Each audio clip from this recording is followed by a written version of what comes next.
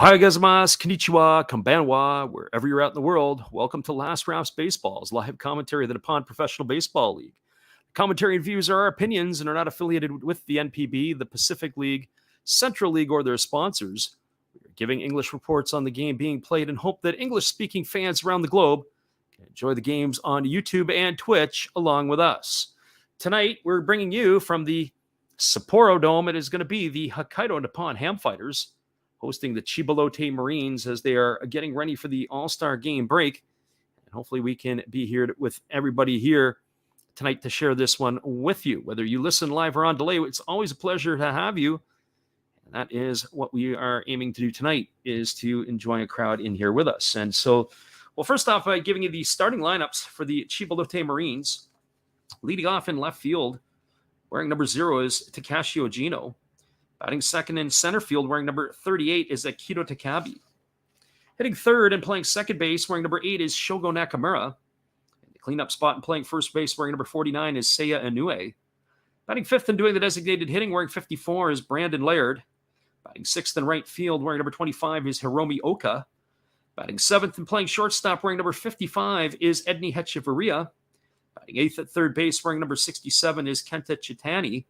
And batting ninth and doing the catching, wearing number 60, is Takemo Kato. And they are going to be facing Hiromi Ito, who takes a 7-7 record to the mound. He's worked 97 in the third innings, allowing 87 hits, 36 runs, 32 of which have been earned.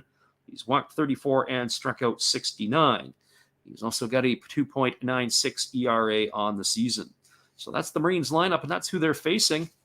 And now we are going to give you the lineup for the home team for the Hokkaido Nippon-Ham Fighters. Leading off and playing first base, wearing number 21, is Kotaro Kiyomiya.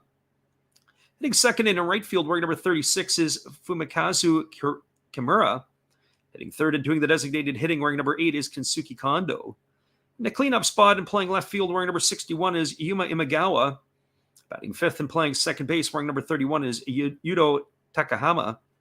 Batting sixth in center field, wearing number 67, is Shoto Katoko. I have to correct that spelling in just a moment. I apologize for that. At third base and batting seventh, wearing number 49, is Ryusuke Sato. Batting eighth and doing the catching, wearing number 68, is Ryo Ishikawa. And batting ninth and playing shortstop, number 56, is Ryohei Hosokawa. And they are going to be facing Enny Romero, who takes to the hill for the Marines tonight. He is 7-4 on the season. He's worked 83 innings, given up 74 hits. 29 runs, 22 have been earned, 20 walks, and 48 strikeouts. And he's got an ERA of 2.39. So those are your starting lineups, everybody. We'll be back in 30 seconds with the call. We appreciate you guys coming on in tonight to check this one out with us. Thanks for checking out Freddie and Last Raps Baseball. It's time to announce the winners of this month's Mystery Pack. Boom! Josh S., you're the winner. Congratulations. Enjoy the game, and remember to tell Steve Rademacher, pick a haircut. Back to the game. Appreciate you there, Dave, and your support of the channel. And in turn, we support Dave at Zero Fox Sports. Be sure to check out his channel and the Game Changer Lounge after this one, as this one here is about to get ourselves underway. It is a late game time decision for myself. As we said, we are making the ride back from Seattle, where we were able to catch the Mariners and the Seattle Mariners and the Houston Astros earlier today. If you haven't got a chance to, please do so. On our channel, we have posted a slow motion video, only a minute long, of Justin Verlander, one of his pitches in the bullpen. We gave it in real speed and we gave it in slow motion speed. So some people like to look at the mechanics. I've got a pile of video on him. I'll run some also up on Ryan Barecki and also on Brian Abreu. We got some of their video as well. So here comes the leadoff hitter for the Marines. It'll be Ojino, Takabe, and Nakamura to face the right-hander Ito. And here comes the first pitch of the ball game, and it is a breaking ball that just misses upstairs, and the count is 1-0. So 1 ball and no strikes to Ojino. Ojino on the season is batting .310. He's got no homers and 12 RBIs. He and Takabe have been pretty good table setters so far for the Marines this year. And there's a breaking ball that drops in for a called strike, and the count goes even to 1-1. So 1 ball and 1 strike. And Steve Rademacher jumps in and says that was a great Verlander video. Yeah, we've got a couple other ones there too. And here comes the pitch. It is a fastball swung on. It is chopped slowly over to short. It is fielded by the shortstop Hasekawa. He throws to first. Gino is retired on a ground out, 6-3 for the first out of the inning. So 1 up and 1 away, and that's going to bring up the center fielder, Akito Takabe. For Takabe, he's batting .262 on the season. He's got a homer and 20 RBIs. Takabe has been able to get on base and steal bases as he's got 28 already on the year.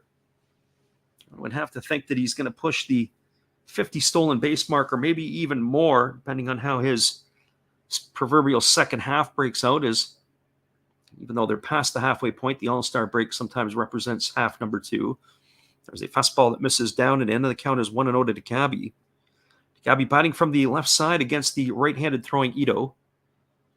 Ito holds and rocks into the motion and delivers, and there's a fastball swung on. This ball is knifed to left field. It's going to get down for a base hit. And fielding it is the left fielder Imagawa. He's going to return it back into the infield. So Takabe has got himself a single, and you got to be very careful with this guy as he will want to get himself into scoring position pretty quickly. So Takabe's the runner at first. That's going to bring up Shogo Nakamura to the plate. For Nakamura, he's hitting .248 on the season. He's got 7 homers and 45 runs batted in. Takabe establishes his lead at first. He's got 1 foot on the turf and 1 on the dirt cutout.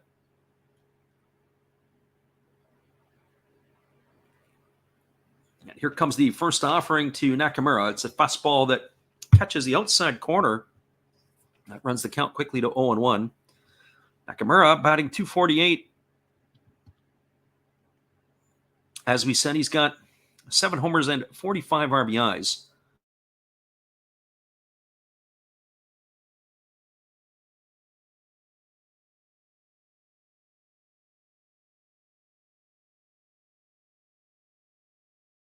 In time is the base runner Takabe. We'll be looking in at the out-of-town scores. There's some earlier games that are already underway around the NPB. There are also some games that will start a little bit later at 6 o'clock local time. It is already the 24th of July there, and here's the fastball. There goes the runner. Here's the throw down to second, and it is not in time. Takabe has got himself a stolen base. That was pretty easy. The throw was good. It was in line. The running jump came off of the pitcher, Ito, who looked rather slow to the dish. But a great jump. It was a 2-hopper into second base. The throw was on the money, but the tag was late. The throw almost took the head of the pitcher off. It was so low. Had to do the limbo to get out of the way. So last pitch was a ball to Nakamura. The count is 1-1 to him, and Takabe is now at second base. That's stolen base number 29 on the year already. So here's the 1-1 pitch, and it's a fastball that catches the outside corner, and the count goes now to 1-2 on Nakamura. So 1 ball and 2 strikes. It was a beautiful day for baseball in the Emerald City. The temperatures in the morning were not even really at 65 degrees. It was quite early. You needed a hoodie. If you were sitting in the shade, you still needed to wear a hoodie. But the sun was out. It was a beautiful day in Seattle, and there's a breaking ball that misses up and away, and the count's now 2-2. Fantastic weather. It always is a little bit, especially in the evenings. Once it gets past 9 o'clock in Seattle, if you've ever been to a night game, it gets rather chilly. You always got to make sure you bundle up a little bit. The water starts coming in off the ocean. So here comes the 2-2 pitch. And it's a fastball swung on it. It's grounded over to short. It is fielded by Hasekawa. He throws to first. That's going to retire Nakamura. It's a ground out 6-3. For the second out of the inning, it's going to advance to Takabe because Hasekawa had to charge that ball. And as he charged the ball, he was able to make that play and retire the batter runner. And that is now going to bring up the first baseman, Seiya Inoue.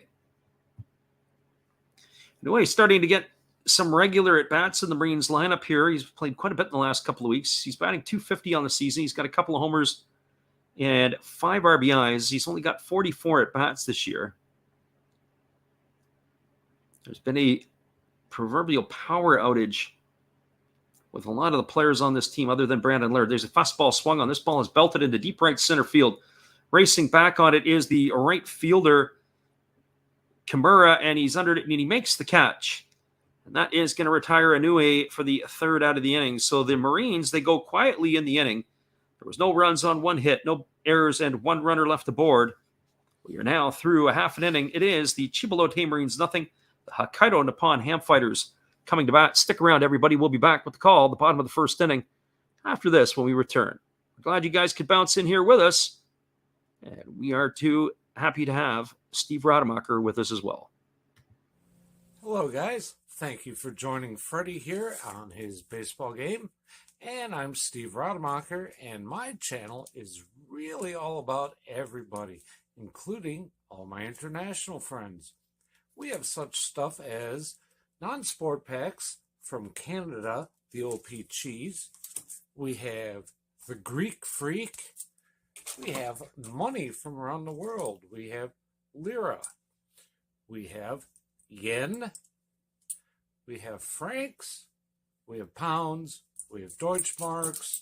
We have all kinds of cool stuff like that. We even have some cooler things like Japanese women wrestlers and OPC baseball cards where I cannot read the back. We even have unopened material like the royal family, I know it's backwards, from London, England. Thank you for watching. Back to Freddie. Appreciate you there, Steve, and your support of our channel. And in turn, we support Steve Rademacher. It is going to be the top of the order coming up for the Fighters here in their half of the first inning. It'll be Kentaro Kiyomiya, and then it'll be Fumikazu Kimura and Kenisuke Kondo, the 1-2-3 hitters to come to bat. I do have a couple of names I have to verify a little bit, as we said before. The center fielder, Karaoke, is the one that we were struggling with. There's a first pitch fastball that is taken for a called strike, and the count is 0-1 to Kiyomiya. So sometimes got to be able to get those vowels correctly, and there is a fastball that misses, and the count is now 1-1. Left-hander Romero working very quickly. He delivers, and there's a fastball that's come inside and hit Kiyomiya. And he is going to be aboard with a hit-by-pitch here to start the ball game for the Fighters at bat. That is going to bring up Fumikazu Kimura. A lot of players in tonight's lineup for the Fighters that are batting sub 200. Kimura is one of them. He's batting 171. The second baseman Takahama is batting 071. The center fielder Karaoke does not have a batting average. 048 for Sato, 163 for Ishikawa, and nothing for Hasakawa. So a pretty green lineup that the Fighters are rolling out here today. And here's the first pitch from Arrow. It's a fastball swung on. This ball is lined into left field. It's going to get down for a base hit. And Kimura is aboard. That's going to advance Kiyomiya over to second. So the Fighters, with an inexperienced lineup, have runners at first and second and nobody out. So everything here, for those people who like to come into our stream and put their nickels, dimes, and dollars down on stuff, interesting that they're running out pretty much a B-grade lineup, are the Fighters. So that's going to bring up Kensuke Kondo to the plate. Kondo is one of the players that's got some decent numbers. He's hitting .299 on the season. He's got a couple of homers and 20 RBIs. He bats from the left side against the left-handed throwing Romero. He's waggling the bat, and here comes the first pitch. It is a fastball that misses down, and the count is 1-0. So 1 ball and no strikes. It'll be All-Star Week this week coming up. Won't be getting any NPB games on our docket until a little bit later on. Most likely next weekend we'll be running our regular couple of games as we've been doing. Here comes the pitch from the lefty Romero. It's a fastball taken for a called strike. And the count is now 1 ball and 1 strike to Kondo. The other games around the NPB, The Hawks and the Buffaloes got going at an hour before this one, but all the other games are 6 p.m. local time. And Romero kicks and delivers. It is a fastball swung on and grounded foul. It's going to run the count now at 1-2. The starting pitchers in the Eagles-Lions game, it's going to be Wataru Kirishima for the Eagles. He goes head-to-head against Katsunori Hirai for the Saitama Seibu Lions. For the Hawks and the Buffaloes, it'll be now Higashima for the Hawks, and it'll be Daiki Tajima for the Buffaloes. Here comes the 1-2 pitch to Kondo. It's a breaking ball that misses down, and the count is now 2-2. Over in the Central League, the Hiroshima Toyo Carp send Aaron Curry to the hill. He'll face Sai Sneed of the Yakult Swallows. Yokohama Dana Bay Stars will send Haruhiro Hamaguchi to the hill, and he'll face Joe Gunkel, the Hanshin Tigers. And of course, the game that the Yomiuri Giants are supposed to be involved in against the Chinichi Dragons has been postponed. At last count, I heard there were 67 staff members of the, not just staff members, players, coaches, and staff members who had the virus. There's a fastball that misses upstairs to Kondo, and the count is now 3-2. So that game was postponed, and they were saying that the players who are supposed to appear into the All-Star game this week will have to miss it if they are still positive at the time of the game, or I shouldn't say the All-Star game, it's games, plural. And there's a fastball that misses low, and that's going to be ball 4 to Kondo. It's going to load the bases. So Kiyomiya goes over to third. It'll be Kimura advancing to second. Kondo has the walk, and that is going to bring up the left fielder, Yuma Imagawa. For Imagawa, he's batting .244. He's got 7 homers and 20 runs batted in. The Fighters are threatening here. They've got the corners are in. The middle is in double play depth. The ball hit to the shortstop or second baseman. They will concede the run for a pair of outs, or at least an attempted pair of outs. Our friend in the living room says, I was listening to you give the starting lineups, and then his power went out. What did he miss? Well, the top half of the first inning, not much, because it was pretty much a 1-2-3 inning. The bottom of the first, a little bit different. The Fighters have the bases loaded and nobody out.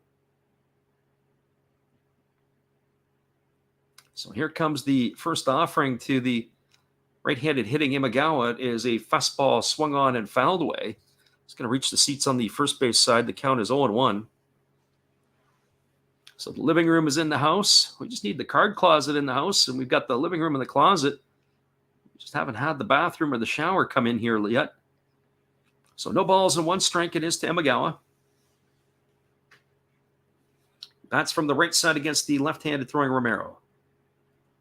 Romero hasn't quite found his groove yet here. Here he holds set. He checks the runners, and now he delivers. It is a breaking ball that misses down, and the count is now 1 ball and 1 strike. Eric says, different thumbnail today.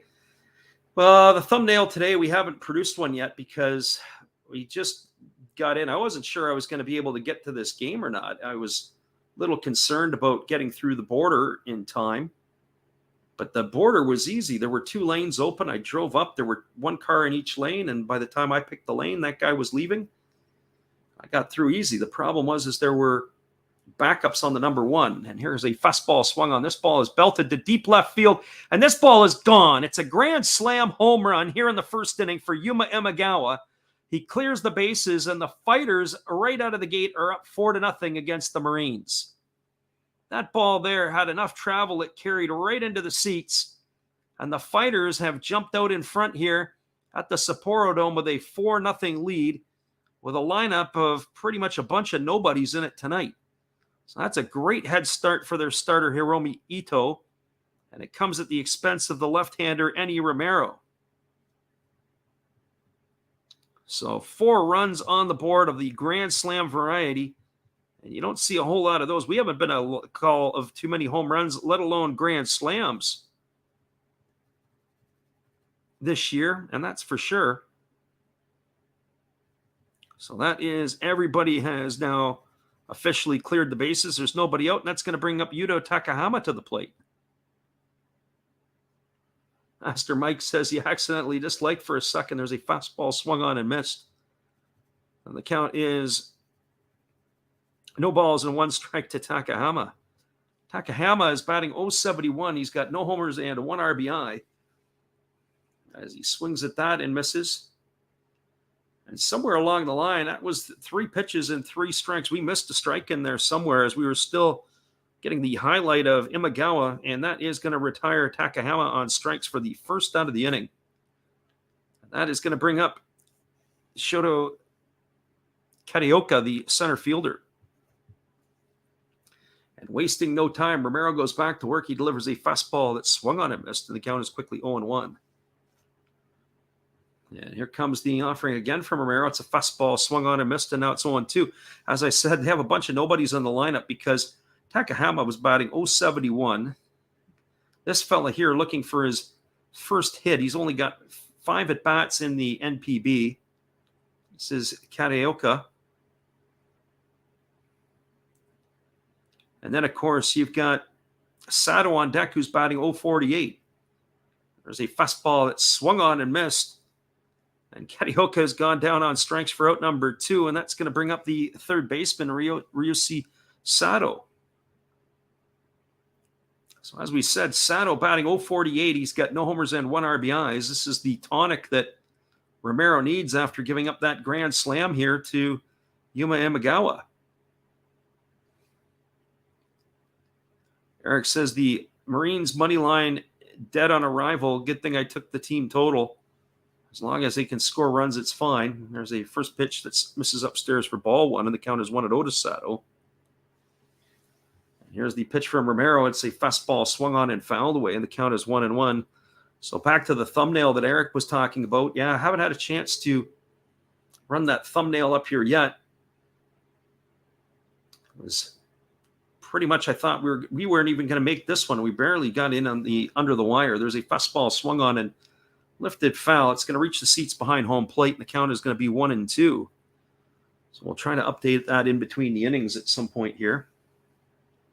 So 1 ball and 2 strikes to Sato. There's 2 gone and 4 on the board for the Fighters here in the bottom of the first inning.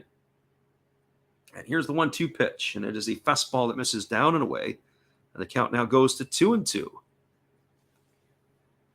So if you're in North America, it's a late Saturday night or early Sunday morning. There's a fastball swung on and fouled away.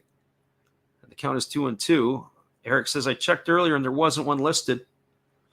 Yeah, I didn't actually list this one until about 9:40 Pacific time because I literally walked in the door about 9:30. There's a fastball swung on. It is grounded over to the right side. It is fielded neatly by the second baseman Nakamura. He throws to first, and that is going to retire Sato on a ground out 4-3 for the third out of the inning. But there was damage done and lots of it. The grand slam by Yuma Imagawa has the Fighters out in front 4-0. There were 4 runs on 2 hits, no errors, and nobody left the board. We are now through 1 complete. It is the Hokkaido Nippon-Ham Fighters 4, the Chiba Lotte Marines nothing. Stick around, everybody. We'll be back with the call at the top of the second inning after this from our friend Steve Rademacher. Hello, kids. Steve coming at you. It's Steve Rademacher, and if you like interesting stuff, if you like to laugh a little bit, and if you enjoy collecting, this channel's for you. If you like non-sport cards, we have them. You like pseudo-sport cards, we open them. Even if you like entire boxes of completely pointless stuff or other sports, we have everything here. I drop a different video every day. And there's always a theme to it, from No Filter Friday to Saturday morning cartoons, even Sunday shoutouts. Once in a while, we'll get a little froggy and show Money Money Monday, where I showcase a bunch of my currency. We have Legos, we have Star Wars, we have a good time. We even have my brother on Takeover Tuesday. Be there or be square. Back to Freddy. Thanks again, Steve. We appreciate you and your support of the channel. And now it is going to be the top of the second inning. And it's going to be Brandon Laird, Hiromi Oka, and Edney Hechevarria, who gets the start at shortstop tonight for the Chiba Lotte Marines. So Laird, Oka, and Hechevarria. Last night, ended up going down to Seattle, but I didn't actually see both games. I missed the Friday game. They announced that the game was sold out in Seattle. And I would question the validity of what they determine as being a sellout. There's a first pitch fastball delivered to Laird. This ball is belted to deep left field. And this ball is gone. A home run for Brandon Laird. And that is going to cut the lead to 4-1. Looks like we're going to have ourselves some offense here tonight. And Brandon Laird has just hit his 14th homer of the year. As that ball has gone into the left field seats, I just have a feeling that 4-run lead that the Fighters have here in the first inning is not going to last for long, as both of these clubs are going to have some offensively charged hitters that are going to come popping it up, especially the Marines. Well, that's going to bring Hiromi Oka to the plate. He's batting .220 with 5 homers and 13 RBIs. So the sushi boy is making his sushi, handing it off to his teammates and eating it, as they call Brandon Laird. There's a first pitch fastball taken for a called strike, and the count is 0-1 to Oka. I was originally going to go down to see both of those Mariner games on Friday and on Saturday. Here comes the 0-1 pitch. It's a fastball that misses down, and the count is 1-1. But the game, they said, was sold out. Earlier in the week, the Mariners used Ticketmaster as their online ticket selling agent. There's a breaking ball that misses down, and then peculiar action. There was on about Tuesday of the All-Star game. All of a sudden, there went from a lot of tickets being available that you could see to none being available. And there's a breaking ball that drops in, and it's now 2-2. But on StubHub, you could get the tickets for the Mariners games at about 3 times the price that the Ticketmaster was selling them for. And there's a fastball that misses down and away, and the count is now 3-2. So a typical ticket that might cost you about $20 US, now all of a sudden was running at $50 to $60. There's a breaking ball swung on and fouled away, and the count is going to remain full to Oka. So I didn't really feel like paying top dollar to see a Friday night game where I'm going to have to pay $50 for standing room or bleacher tickets. So here's the 3-2 pitch. There's a fastball swung on. That's grounded foul, and the count remains at 3-2. So I said to one of the ushers today, I said, I saw the game was sold out last night, so they say. And he basically said to me, he says, as far as that, he basically what he told me is he didn't believe that was the case. There's a breaking ball swung on and missed, and Oka is gone on strikes for the first out of the inning.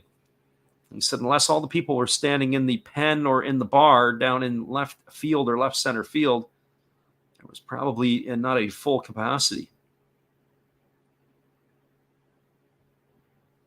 So Master Mike wants to know what the color of the jerseys are tonight and what they're wearing. Well, the Hokkaido Nippon-Ham fighters are wearing a powder blue jersey with their powder blue hats. And they are sporting, it looks like a gray bottom, which would be almost like a road color. Nope, actually it's white. Looks like when it shows up differently, looks like it's gray. It's actually white. As a breaking ball delivered to Hechevarria, misses upstairs for ball 1. And now Ito delivers again, and it's a fastball swung on and missed, and the count is 1-1. The Marines are wearing the white pants with the black tops that have the pinstripe in them. And so that is their look tonight. And here's the pitch. It is a fastball swung on and missed, and the count is 1-2. Well, it's strange. When you look at the rear view of the fighters' pants, they look like they're gray. But yet when you get the close-up view, they're actually white. I don't know if it's because of the shade of the dome, of how it looks on the pitchers, but definitely it is way more white on the Marines. If that's because the jerseys pop that or not. There's a fastball that misses up, and the count is now 2-2. Eric says, buy the cheap seats and sneak down. I bought bleacher seats in New York and ended up 5 rows down behind first base. That's usually what I do. I move around. Some nights I move in different spots as a fastball swung on and fouled away.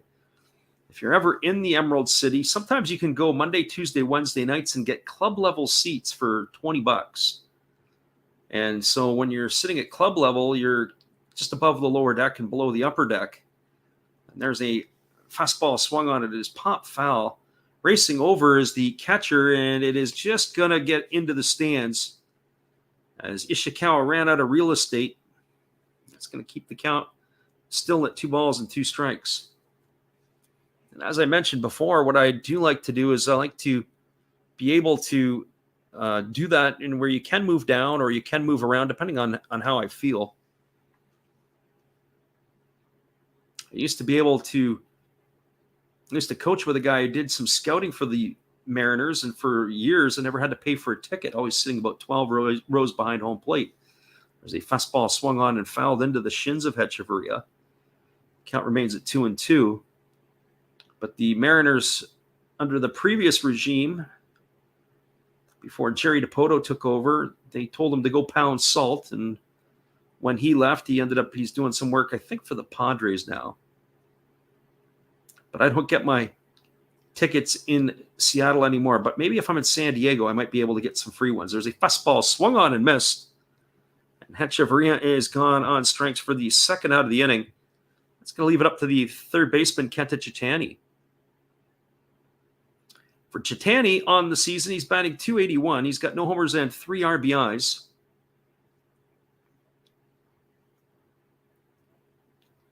Eric says, do you think anyone other than Tokyo can win it all this season?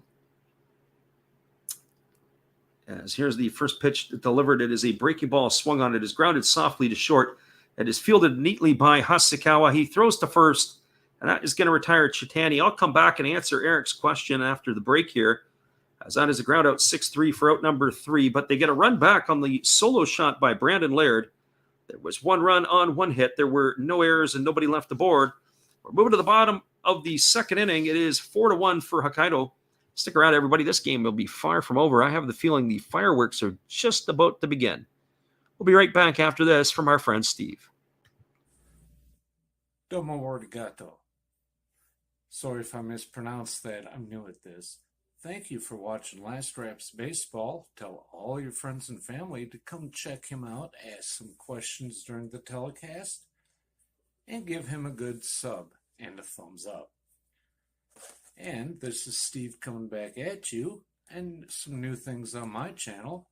Star Wars figures that everybody likes. We have Mad magazines from the 1970s. We try to avoid the Noid. And for your pleasure, once in a while, we can open up Michael Jackson if you want, the cards. We have Elvis. We have Sadahar O. We love everything that is everything, so we even have the Beatles fighting with lightsabers. Look at that, John and George. Once in a while, we'll even have my brother take over my channel on a Tuesday. So once again, everybody tell your friends, come see Freddie at Last Raps Baseball. And right now, I'm going to kick it right back to you, Freddie.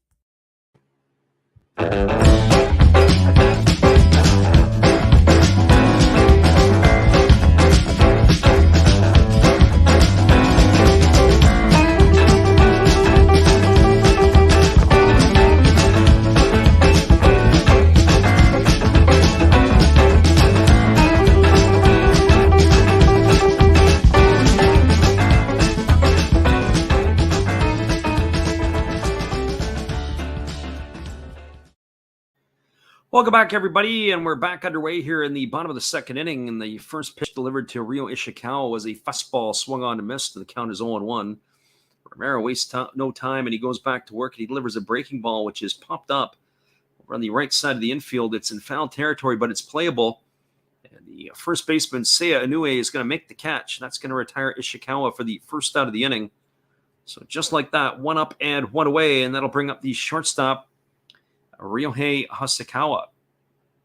Hasekawa is got nothing to report on him this year. He's got no batting average, no slash line. He is 0 for 8 this year.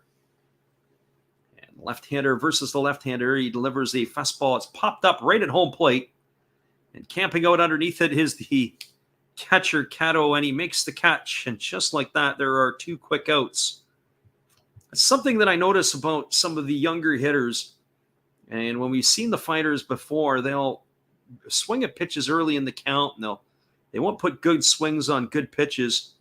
That's a classic one right there. It was just popped up straight right at home plate. The catcher hardly even had to move.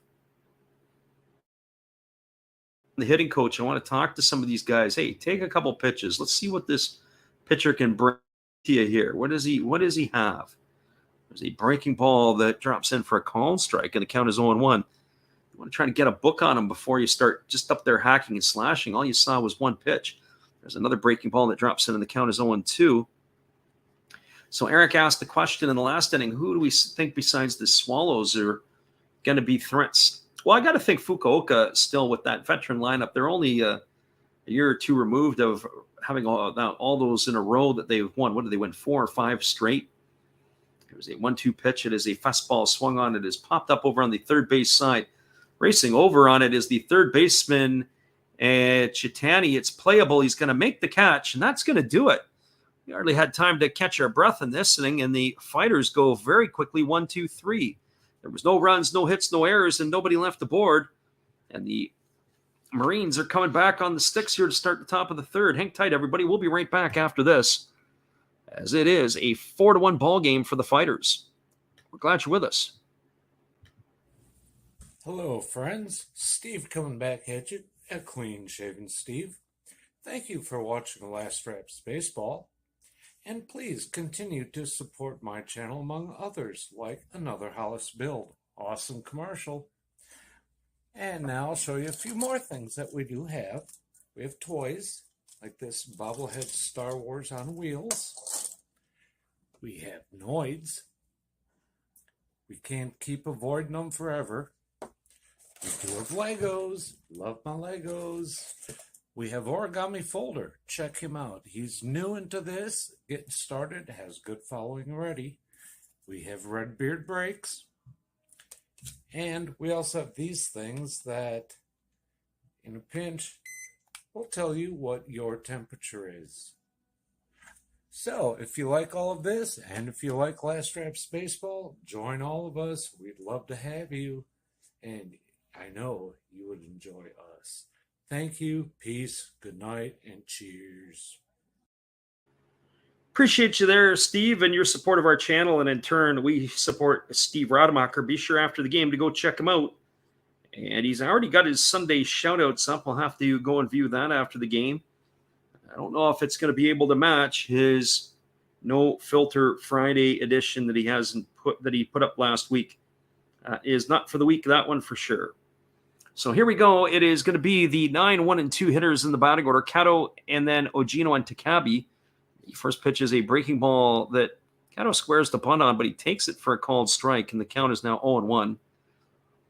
On the season, he is 1 for 3. He's got a .333 average, but that is very deceptive. Nothing across the slash line. So no balls and 1 strike.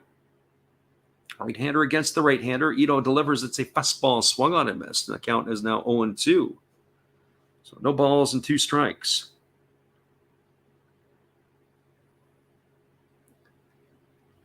And here's the offering from the right-hander Ito. It's a fastball that misses outside, and the count is now 1-2.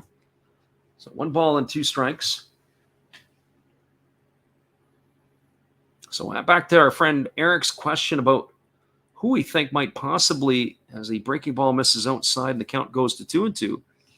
As I said, I think Fukuoka definitely is one. If you would have asked me earlier, I really like the way the Golden Eagles were playing this year, the Tohoku Rakuten Golden Eagles. There's a breaking ball taken for a called third strike. Kato stood there and watched that one go by for out number 1. That's going to bring up the top of the order, Takashi Ogino. But I just get the feeling that the Golden Eagles, as much as I like their offense, I just don't know if they've got enough pitching.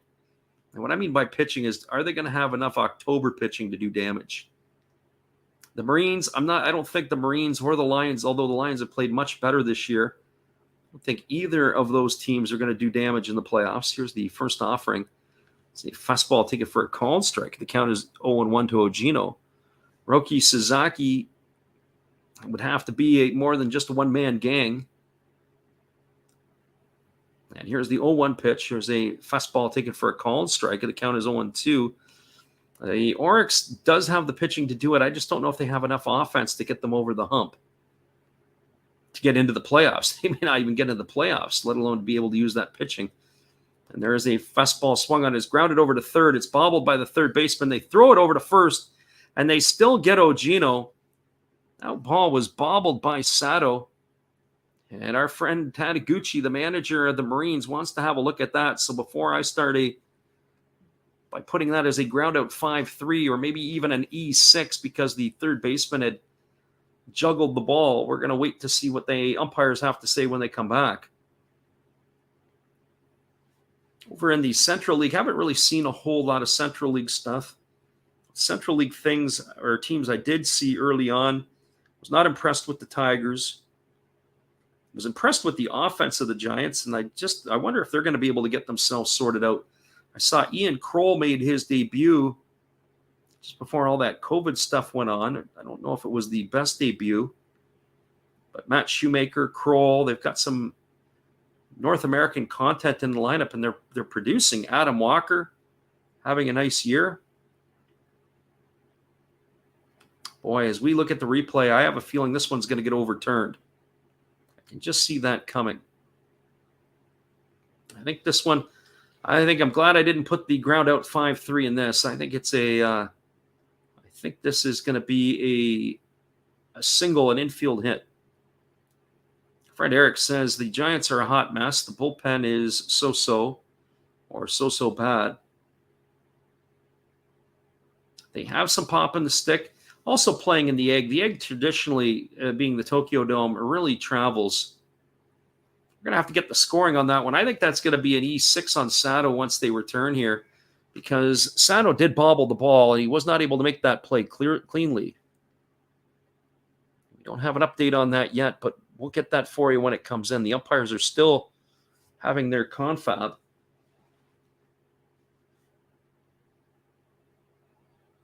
Again, we're going to take a look at it. The ball ended up skipping in the dirt. It was a nice pick by the first baseman, Kiyomiya. But I don't think that's going to save him because I think that the speed of Ogino was able to allow him to beat that out. We're still waiting on a decision from the umpires, so that's never a good sign.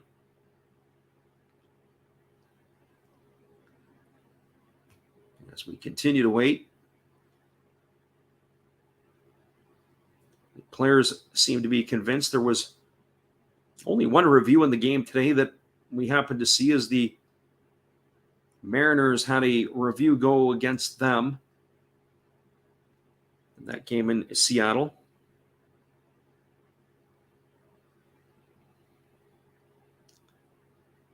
So again, we continue to wait. Now here comes the home plate umpire. And they have reversed the decision, and it is the right decision that is reversed. It is safe. Now the question will be, was that an error charged to the third baseman? I think it is going to be an E5. It's the only thing that we have to wait on the official score for, and we'll get that to you when they make that official. So that's going to bring up Akito Takabe. Takabe is 1 for 1 today. He singled and stole the base his first time up. He was stranded at third in the top of the first inning. He waggles the bat. Now they throw over to first base as they're concerned about the runner Ogino.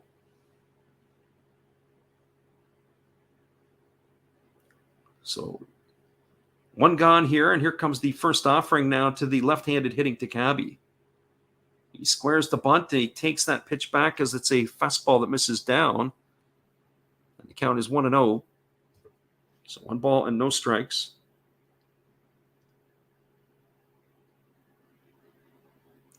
Don't usually call a lot of Hokkaido ball games, as we said.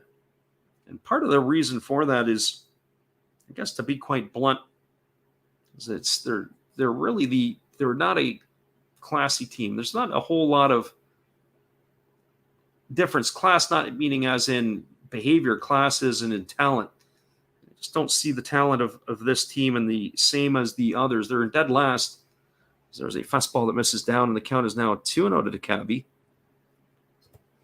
Cabby was squaring to bunt in these situations, so here comes the 2-0 from right-hander Ito. And here's the pitch. It is a fastball that catches the knees, and the count is now 2 balls and 1 strike. So I look at this lineup, and I was talking today. Actually ran into a fella today at the Mariners game. He was wearing a Samsung, the Eagles Korean team, wearing one of their shirts, and we got to talking a little bit about some stuff. One of the things we were talking about was the quality of the KBO and the quality of the NPB. And there's a fastball. It's bunted down the third baseline. It's a good one. Fielded by Ito. He jump pivots and throws off his back foot. It's wild. It's down the right field line. Backing up the play is the second baseman. And that is Takahama, who fields it. He throws it back in. And that's going to put Ogino all the way around to third. That is definitely an error. It's going to be an error on the pitcher. And Takabe's going to go around to second. So now we've got runners at second and third, and it's going to bring Shogo Nakamura to the plate. As we watch the replay of that again, it was a breaking ball that was thrown. The bunt was down the third baseline. Ito bare hands it, throws it off 1 foot as he's fading toward the third base dugout. And of course, he rifles it down the right field line. Thankfully, the second baseman, who was over, wasn't quite fully in position because the ball did skip by him. It was about a half a step slow.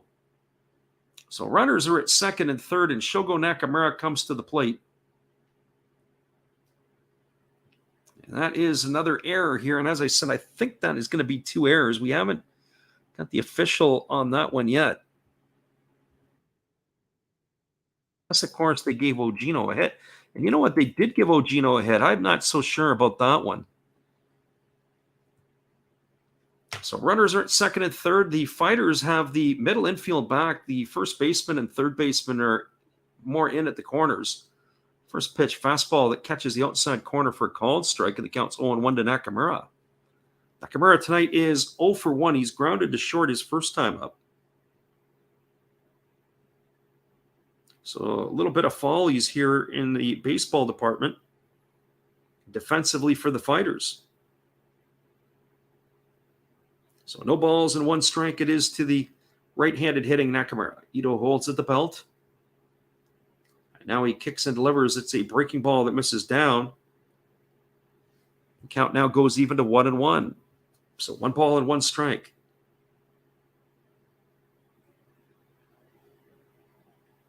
Chiba Lotte Marines down 3. As they were down 4-0 after the first on that grand slam home run. The bat of Imagawa. They've clawed one back, courtesy of a Brandon Laird home run. There's a breaking ball that misses down and away. The count is now 2-1. So 2 balls and 1 strike.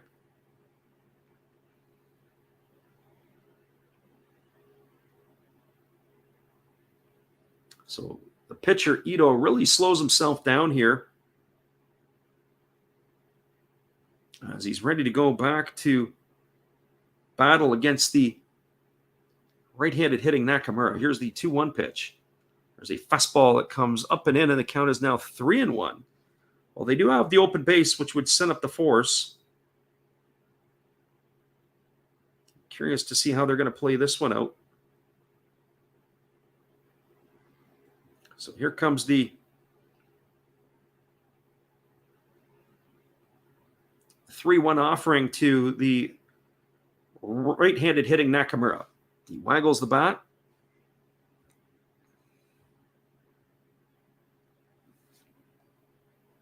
And now he steps out. We're going to reset ourselves and do it all over again. Well, I'm not sure now. They may have taken that hit away from Ogino. No, they still, I can't figure this out. They gave Ogino the hit. They also gave Sato an error on the play, and there's a fastball taken for a called strike. The count is now 3-2. So I'm not sure how that actually worked out. I would have just gave him straight up E5. I think Ogino deserved the hit on that one. If he fields it cleanly, he would have threw him out at first base. So here's the 3-2 pitch to Nakamura. Again, Ito holds at the belt. And now he kicks and delivers. It's a fastball that misses down and away. And Nakamura is going to get himself a walk, and that is going to load the bases. So a single, an error, and a walk is loaded the bases, and that's going to bring up Seiya Inoue to the plate. Pitch there was close, but not close enough. So if you've taken the over in this game, I don't know what the over was, but by the looks of it, it is probably a safe bet.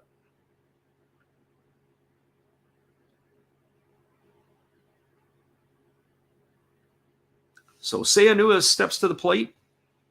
He is batting now .244 on the season. He's got a couple of homers and 5 runs batted in. I was a little bit behind on our chat here as I was bouncing off to look at a couple of other things. Eric is posting up all kinds of stuff. Said, yeah, the Egg is definitely a hitter's park for sure. It's kind of like the Rogers Center in Toronto. Now, the Rogers Center is really very much a hitter-friendly park, as there's a fastball or a breaking ball taken on the outside corner. It's 0-1. The ball travels well in the Rogers Center, just as the ball really travels in the Egg. So you really kind of wonder what the homer totals of some of those players would be like if they played in different type of ballparks. You can always have a lot of home runs if you have small parks.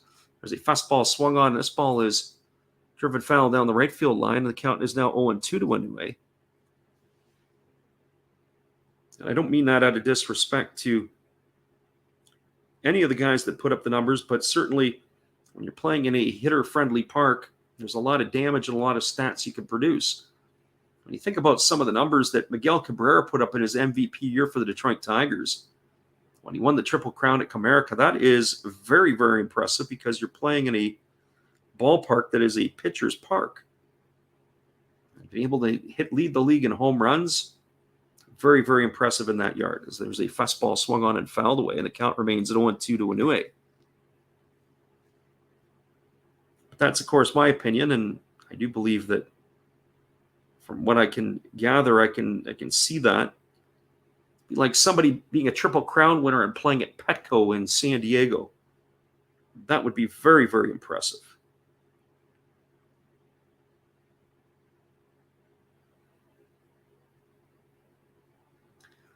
So 1 ball and 2 strikes. Ito has seen his pitch count explode here in this inning. He's up to 51 pitches already.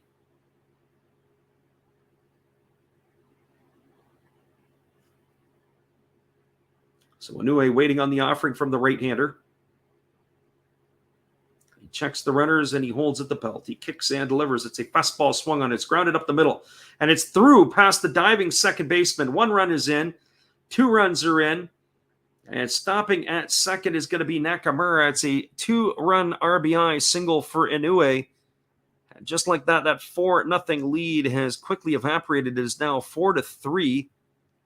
For the Fighters, and the Marines still have something brewing here in their half of the third with 1 away. That's going to bring up Brandon Laird, who got the party started for the Marines in the second inning with a solo shot, his 14th of the year.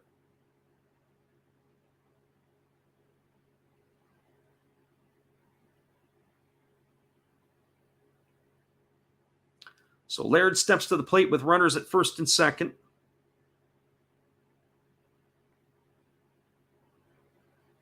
He waggles the bat, and he's waiting on the first offering from Ito. And here comes the pitch. It is a fastball taken for a called strike, and the count is 0-1. Just going back to something about that fella that I was mentioning about the guy wearing the Samsung jersey. He was also we were talking about the quality of the teams, as I mentioned before, and I said there's 2 or 3 teams really in the Korean League who are just at the top of the food chain. And then there's some teams that are okay, and then some of the bottom teams are just, I don't know how you want to put it in a polite way, but they're almost a hot mess of garbage.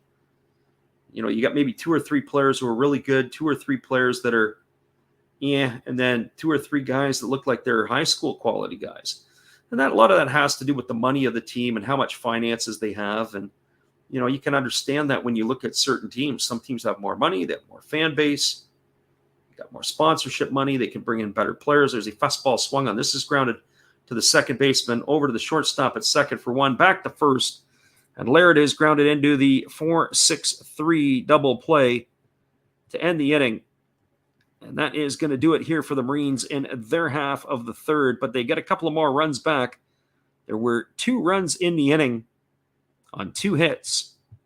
There were 2 errors and 1 runner left aboard. We are now through 2.5. It is the Hokkaido Nippon-Ham Fighters 4, the Chiba Lotte Marines 3. Stick around, everybody. We'll be back in a couple moments with the call of the bottom of the third inning after this from our friend Steve Rademacher. Hello, and we'll be right back to Last Reps Baseball after this brief message from me, Steve Rademacher. Thank you all for watching my channel and supporting me. Thank you all for supporting Freddie in Last Reps Baseball. He does an awesome job commentating. And to show you some more stuff that you could see on my channel, we have shiny Pokemon cards. We have Hall of Fame quarterbacks like Brett Favre. We have Bo Jackson playing baseball. That's right. That's his rookie card. Very nice. We even have gold. We have gold. We have wrestlers. That's Rowdy Piper. And yes, we even have Jason Stokes and many ways to destroy him. So now, thank you again. Back to your regular program with your host, Last Reps Baseball. Appreciate you there, Steve, and your support. And our friend at the living room says he already hit his over, as it is at 7 runs, and his over was 6.5. Not surprising on this one. I wonder if there's a money line change or if there's other stuff that is live. So 4-3 is the score here as we're in the bottom of the third inning, and coming up for the Fighters to face Romero, it is going to be the 2, 3, and 4 hitters. That's Kimura, Kondo, and Imagawa. The first pitch was a breaking ball that drops into Kimura for called strike, and then he waves wildly at the second breaking ball and swings and misses, and the count is 0-2. He singled and scored a run in the first inning. He is 1 for 1 tonight.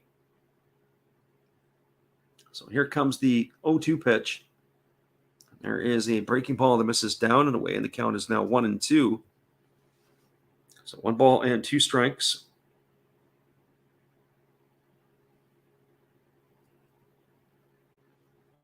There's another offering there by Romero. It's a fastball that misses outside. Counts 2-2. So my Seattle story, at least anyway, in this situation was, and we'll tell it as we're moving along here, there's a fastball swung on and it's lifted into the seats. So when I book my hotels, I don't do it all the time, but I use hotels.com. I don't know if you guys have ever used that app or chosen to use that app, but hotels.com is the one that I will pick off quite a bit of the time. And there's a fastball that misses, and the count is now 3-2. So 3 balls and 2 strikes to Kimura. And here's the pitch from Romero. It's a fastball that misses up, and it's going to be ball 4. And Kimura's got himself a leadoff walk here in the bottom of the third inning, and that's going to bring up Kensuke Kondo. So I get to the hotel. It's a Best Western. I can't remember exactly what level it was, but it's a Best Western hotel. Show up, and they don't have a room for me. They don't have my reservation. They don't even know I exist. And I said, well, I booked the room 2 weeks ago, and here's my confirmation number. Here's the reservation. And the guy's like, okay, yeah, I can see it. We don't have it in our system. And we're sold out. We don't have a room for you. So here comes the first offering to Kondo, and the first pitch is a fastball that misses inside for ball 1. The count's 1-0. Kondo tonight walked his first time up. He also scored a run. We got Ryan joining us here tonight. Welcome, Ryan. Appreciate you being here. So 1 ball and no strikes to Kondo. Here comes the offering again from Romero, who kicks and delivers. It's a breaking ball taken for a called strike. Count is now even at 1-1. So carry on with that story, what ends up happening is I have to call hotels.com and say, hey, look, I'm at the hotel. They don't have a room for me. What gives? Ended up spending 90 minutes on the phone with them. 90 minutes on the phone, and there's a breaking ball swung on. This ball is lifted into deep right center field. Moving back on the warning track is the center fielder, Takabe. He makes the catch, and that is going to retire Kondo. He sent it to a deep part of the ballpark, just not deep enough. He is retired for out number 1, and that's going to bring up the left fielder, Yuma Imagawa. So basically, I said to the guy on the phone, and they don't have a room for me. So it took them approximately 90 minutes to get me an alternative hotel. Ended up staying at a Hilton Garden Inn, which was a way more better upgrade than the Best Western I was going to be at. But what a bunch of hoops to have to jump through with our friends at Hotels.com. And the room was paid for, so it was a guaranteed late arrival. So here's the pitch. It's a fastball that misses outside, and the count is 1-0 to Imagawa. So to give you some perspective, Seattle sometimes can be very pricey with their hotels, that area. And when I picked up that room, I got it at a great rate. It was $125 for the night, taxes all in. And if you would have went on the night to get a hotel room, you'd be looking anywhere from $300 to $500. And here's a fastball swung on and missed. They throw down to first base, and they pick off the runner, Kimura. Unbelievable. They're going to probably want to go have a look at this one, but they've just hosed Kimura, according to the first base umpire. And now they're going to go up and have a look at this. So hang tight, everybody, for a second. It looks like we have a pickoff at first, but they're going to want to review this one, as the instant replay is going to be looked at.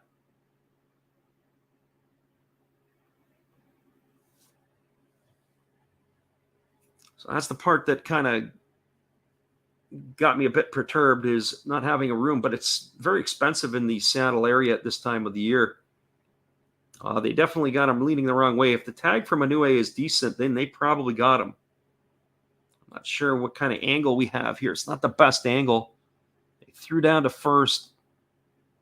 I think Inoue's tag was slow. I think the base runner is probably going to get back in here, but our views are not very good. Our friend Eric Castile says, if you ever need a guy to check out Tokyo Brandon on Wager Talk, we had the over 5.5 for this game, over 2.5 for the Marines as well. He's really good. Yeah, I think that Eric Cheng had brought his name up, if I'm not mistaken. I'm giving Eric credit. I don't know if it was credit to Eric the other day. He mentioned that. He does a lot of that stuff.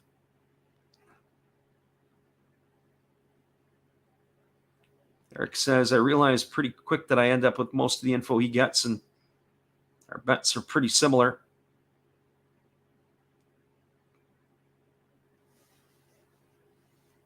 That's pretty good.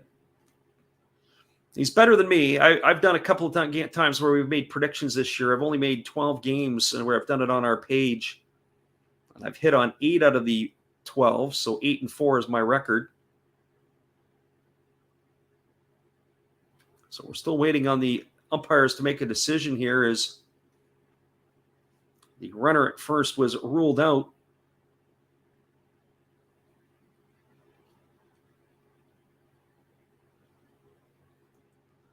Eric said, that's how I got here so indirectly. I was sent here from Brandon. Oh, cool.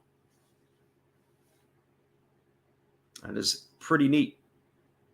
Well, hopefully we'll be able to maybe make a couple of calls to some games next year in Japan. I was eyeballing to see what's happening with the Japanese schedule, and are they going to be allowing people in? I don't know about you guys out there. I just talked to Matt Hollis today, or who another Hollis build is one of the infomercials, and he's down in the San Diego area, and apparently the notice from the school district is the children that are going back to schools, they're going to be implementing a mask mandate again for the fall. And so there was talk about Japanese travel opening back up in possibly September or October to international travel. They did open up on June the 10th international travel, but you had to be in a tour group. Well, it doesn't look like the tour groups are going to expand. They figured probably at that time. And here comes the call from the umpire, and they do say that is going to be upheld. It is a pickoff at first base. So Kimura is picked off 2-3. He is retired for the second out of the inning. The count to Imagawa is 1-1, and we're going to go back to the action now as Romero has got some defensive help from his young catcher, Kato.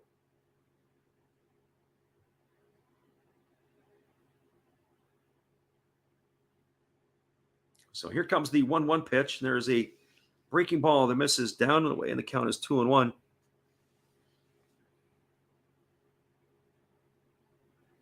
Our friend Eric says, get Tokyo Brandon to co-broadcast with you. Our audience would be all for that. That sounds like a lot of fun. There's a breaking ball swung on and fouled away, and the count is now 2-2. The living room wanted to do a co-broadcast at some point. I think I'm just going to be up for the blitz ball when I get back to the Motor City. Going to take about 10 days off at the end of August, early September. I'll be in a complete hiatus. There's a fastball that misses down and away to Imagawa, and the count is now 3-2. Imagawa had the big blow in the first inning, hit the grand slam to put the Fighters up 4-0. There's a fastball swung on, and this ball is fouled away on the first base side. The count is now 3-2.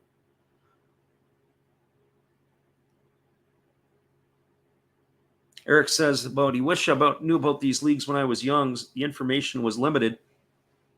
Had no exposure to this.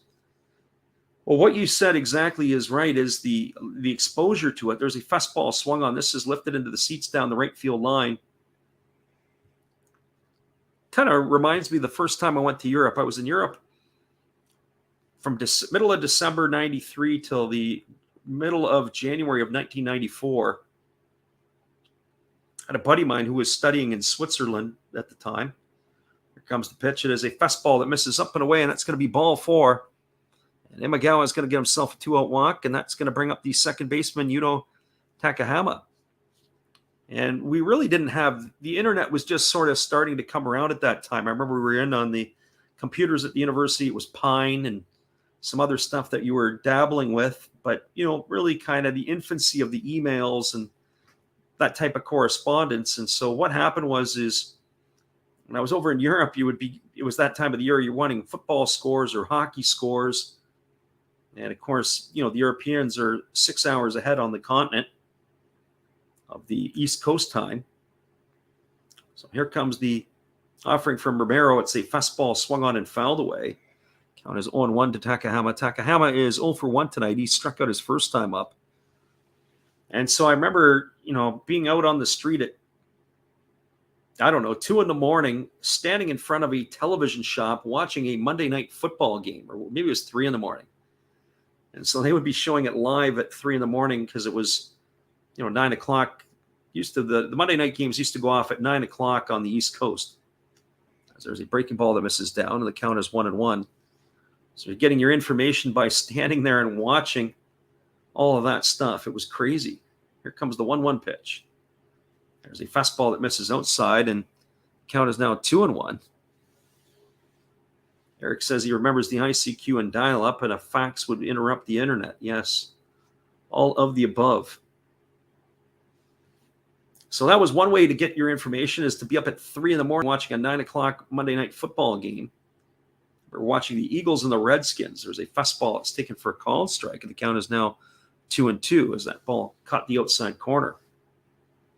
But also, too, the hockey scores and everything else. And then, you'd get the paper the next day, the Herald Tribune, and then it'd be like scores from 2 days before. So you make a call home to friends and family, and you say, hey, did you see the game last night? And they go, that was 2 nights ago. What are you talking about? There's a fastball swung on and missed. And Takahama has gone on strikes for the third out of the inning, and is going to do it here for the Fighters in their half of the third inning. There was no runs in the inning. There were no hits. There were no errors, and there was one runner left aboard. We are now through 3 complete innings. It is a 4-3 ball game. Hang tight, everybody. They got a sexy fox going on there. If you're watching the game and streaming it, you'll know what I mean when you look at the cheerleaders. They got the fox tails out and the fox ears on. They're looking like a bunch of foxes. Hang tight, everybody. We'll be right back after this.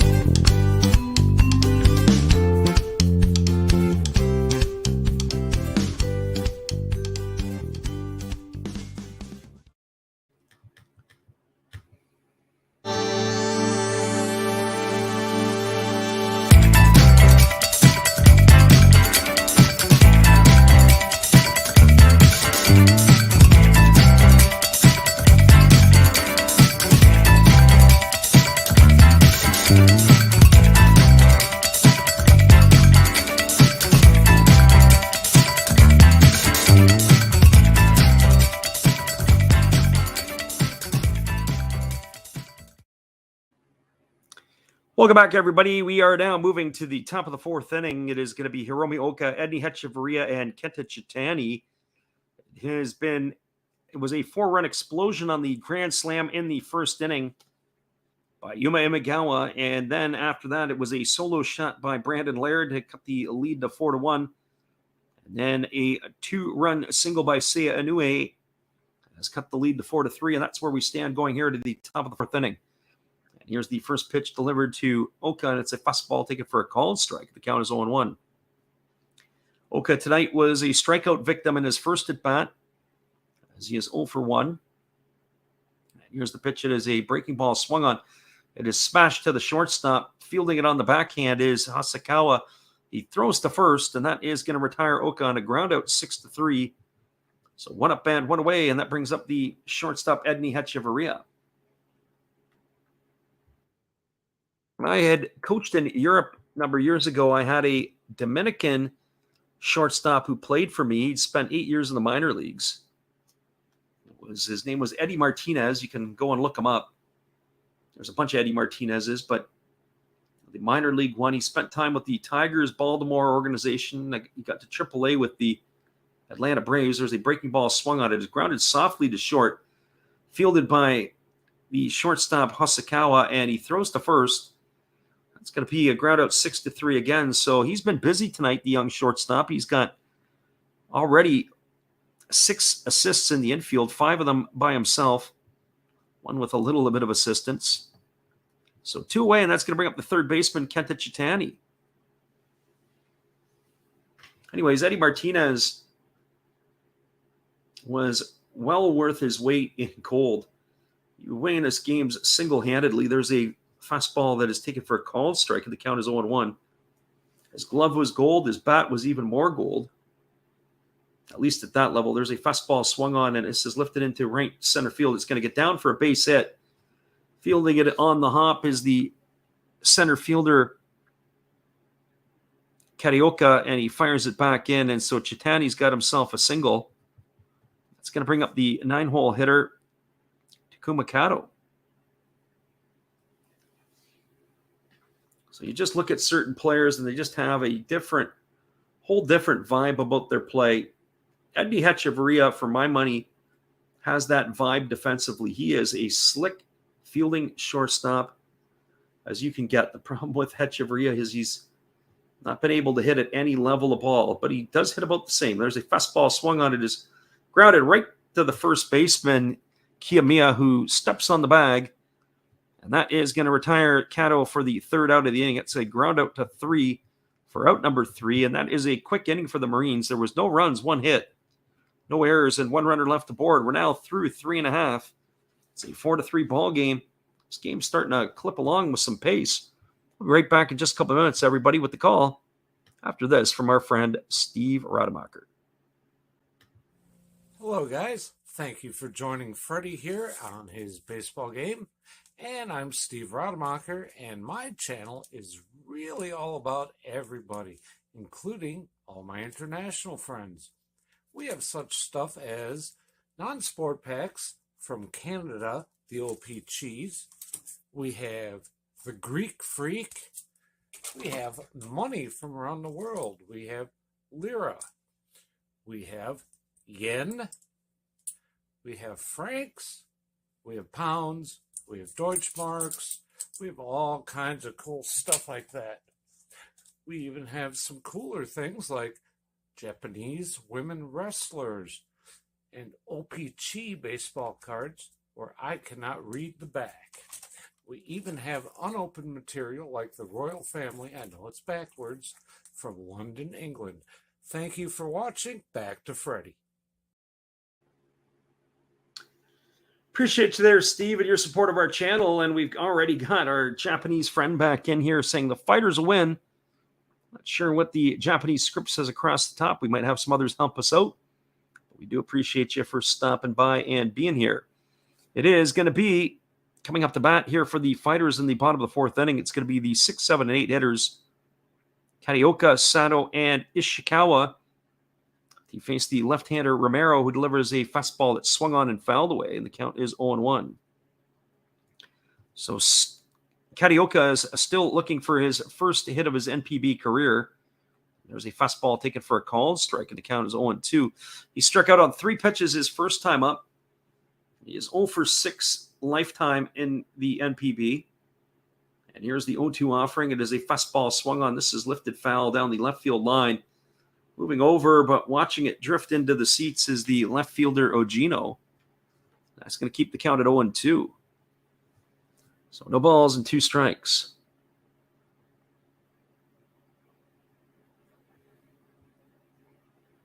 And here comes the offering. It is a breaking ball swung on, and it's grounded softly over to the first base coach, who fields it on a couple of hops. Nice play by the first base coach over there, barehanding the ball.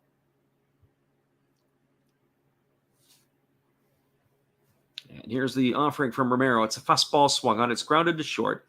Hechavarria gets it. He throws across the diamond. It's going to retire Karioka on a ground out 6-3 for out number 1, and that's going to bring up Ryushi Sato. For Sato tonight, he is 0 for 1. He grounded to second his first time up. I was saying a few things we were saying at the ball game today. The Logan Gilbert, the pitcher for the Seattle Mariners, very impressive start to the ball game. He struck out the first, 5 batters that he faced. But he was pitching against the GOAT today, and that GOAT happens to be Justin Verlander. There's a breaking ball that misses upstairs, and the count is 1-0 to Sato. As good as Gilbert was, that much better was Justin Verlander. And there's a breaking ball that misses, and the count is now 2-0. Here's the 2-0 offering. It is a fastball swung on. It is popped up over on the first base side. Racing over is the catcher, Kato, but he's going to watch it sail into the seats. That's going to run the count to 2-1. And in a lot of ways, Verlander was timeless. It was hot in the sun. They said today that he brought it up to 99 miles an hour a few times. He was dialing it up. Very, very impressive performance by the veteran right-hander, getting his 13th win of the year. There is a fastball that misses outside, and the count is 3-1. As I said, Logan Gilbert, for his own money, 8 strikeouts in those 6 innings, walking only 1, but allowing 2 runs, and he takes the loss. A little bit of tough luck for him. There's a fastball swung on it, missed. The count is now 3-2 to Sato. Verlander punched out 9 of his own in 7 innings. One point I looked up, through 5 innings, I think he was only at 48 pitches. It's a tough day at the office for the Mariners. There was a fastball swung on and missed, and Sato has gone down on strikes for out number 2. That's going to leave it all up to the catcher, Ryo Ishikawa. Just as I suspected, the bottom 5 hitters right now in the Fighters batting order are currently in this game 0 for 8. And it's reflective on their season batting averages, or also for their short appearances. They really don't have any offense coming from the 5, 6, 7, 8, and 9 hitters in their order. There's a first pitch breaking ball that drops in for a called strike, and the count is 0-1. So all the damage is going to have to come through 1 through 4. There was a fastball that misses down. The count is now 1 ball and 1 strike to Ishikawa. So 1 ball and 1 strike. Here's the pitch. It's a breaking ball swung on. It's grounded softly to short. Fielded by Hechavarria. He throws to first. Ishikawa is gone. It's a ground out 6-3 to end the inning. They go quietly, do the Fighters here in the 4th. No runs, no hits, no errors. Nobody left the board. We are now going to the top of the 5th inning.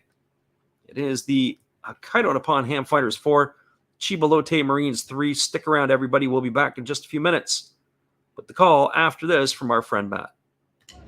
Good evening, ladies and gentlemen. Namaste. Hey, I hope you guys have been enjoying the game. My name is Hollis. I've got a YouTube channel called Another Hollis Build. I love baseball cards. I open up brand new product for you guys. I open up old stuff. I do breaks. I do auctions. All kinds of stuff concerning baseball. I'm Friars faithful, Padres to the end. I also love Garbage Pail Kids and my animals. I have a ton of animals. It's like a mini petting zoo here around my house. I also love my city. San Diego, baby. I take you all around the city and show you what's up. If you guys dig stuff like that, cruise on over and check it out.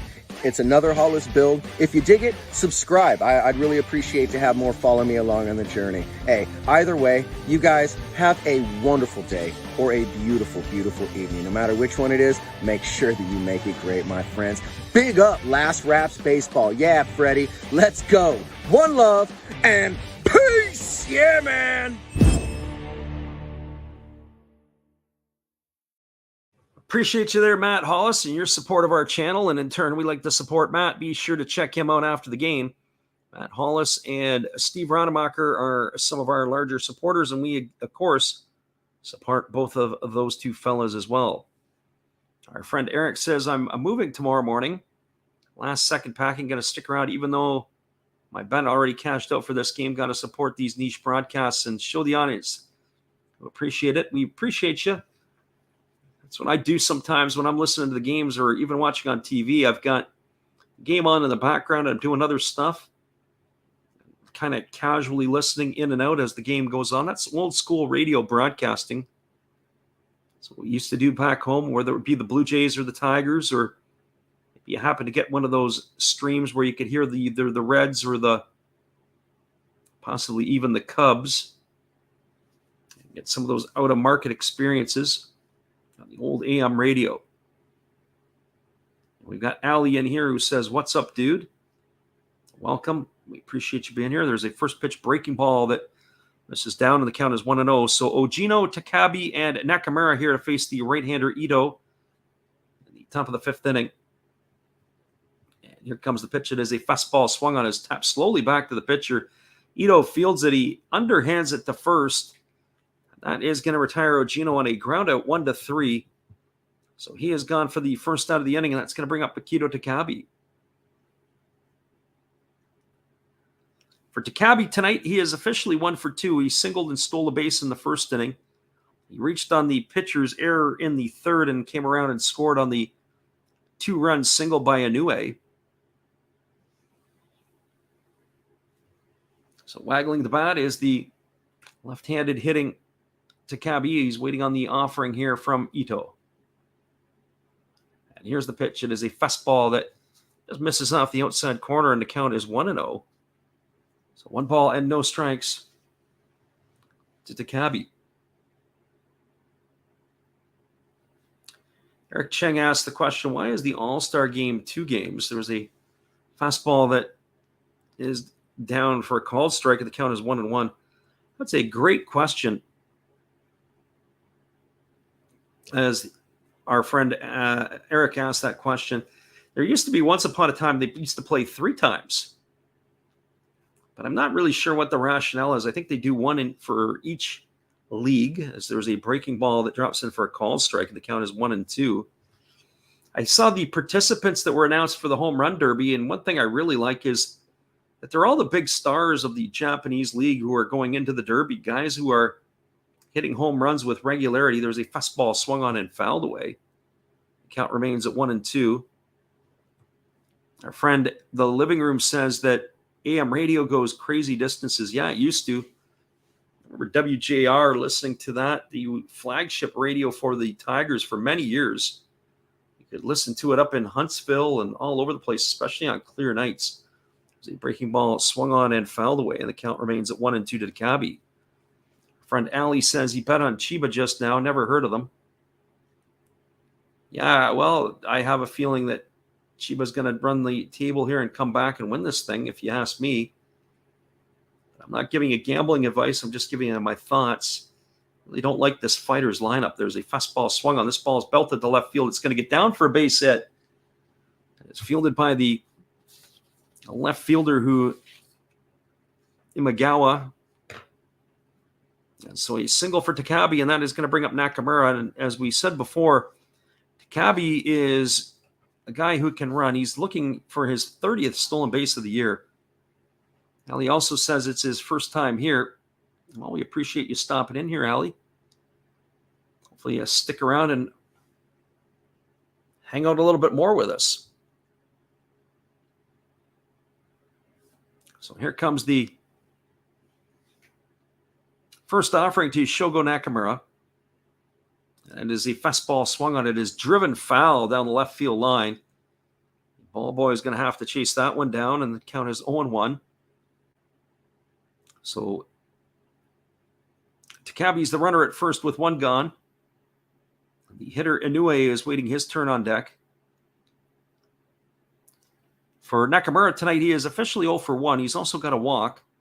He was stranded at second base in the third inning.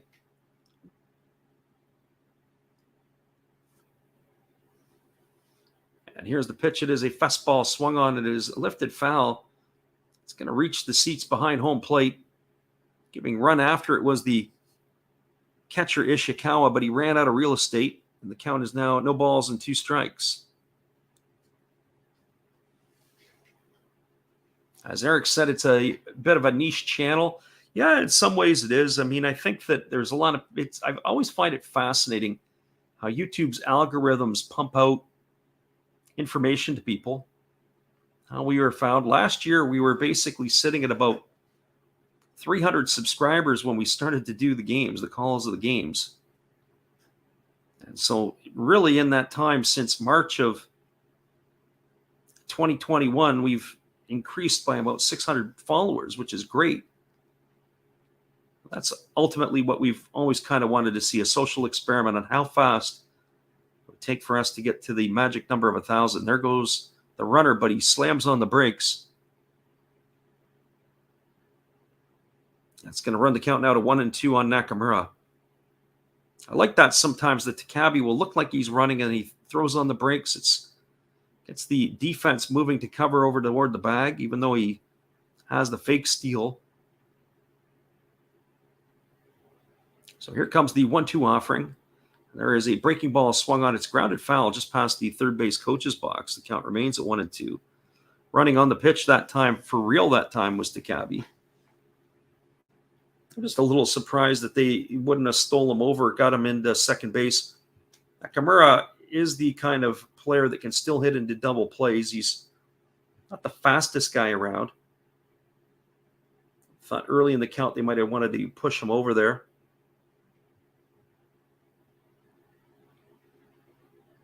And here's the pitch. It's a fastball swung on. It's grounded over to third. Fielded neatly by Sato. Over to second for one. Back to first. That's going to be an inning-ending double play. It's going to go down as a 5-4-3 double play to end the inning. There was no runs. There was one hit in the inning. There were no errors and nobody left the board. We're now moving to the bottom of the fifth inning. It is a 4-3 lead for the Fighters over the Marines. Stick around, everybody. We'll be right back. And we'll be chatting with you guys here in a couple of minutes. Got our friend Thomas Nagel in here tonight, too. We're glad you are with us. Hang tight, everybody. We'll be right back. Hello, guys. Thank you for joining Freddie here on his baseball game. And I'm Steve Rademacher, and my channel is really all about everybody, including all my international friends. We have such stuff as non-sport packs from Canada, the OP Cheese. We have the Greek Freak. We have money from around the world. We have lira. We have yen. We have francs. We have pounds. We have Deutschmarks. We have all kinds of cool stuff like that. We even have some cooler things like Japanese women wrestlers and OP-Chi baseball cards where I cannot read the back. We even have unopened material like the royal family, I know it's backwards, from London, England. Thank you for watching. Back to Freddie. Appreciate you there, Steve, and we appreciate your support. Our friend Thomas says a shout out to Ali for the recommendation. We thank you for stopping in here, Thomas, as well, and everybody else that is joining us as we're moving to the bottom of the fifth inning. It's the 9-1-2 hitters in the batting order for the Fighters. The first pitch delivered to Ryohei Hosokawa is a fastball taken for a called strike, and the count is 0-1. Romero wastes a little time, and he goes back to work, and he delivers a breaking ball that misses down, and the count goes to 1-1 on Hosokawa. Hosokawa's 0-for-1 tonight. He popped to the catcher his first time up as he swings through a fastball, and the count now goes to 1-2. And with that, the umpire has moved quickly over in front of the plate to dust it off.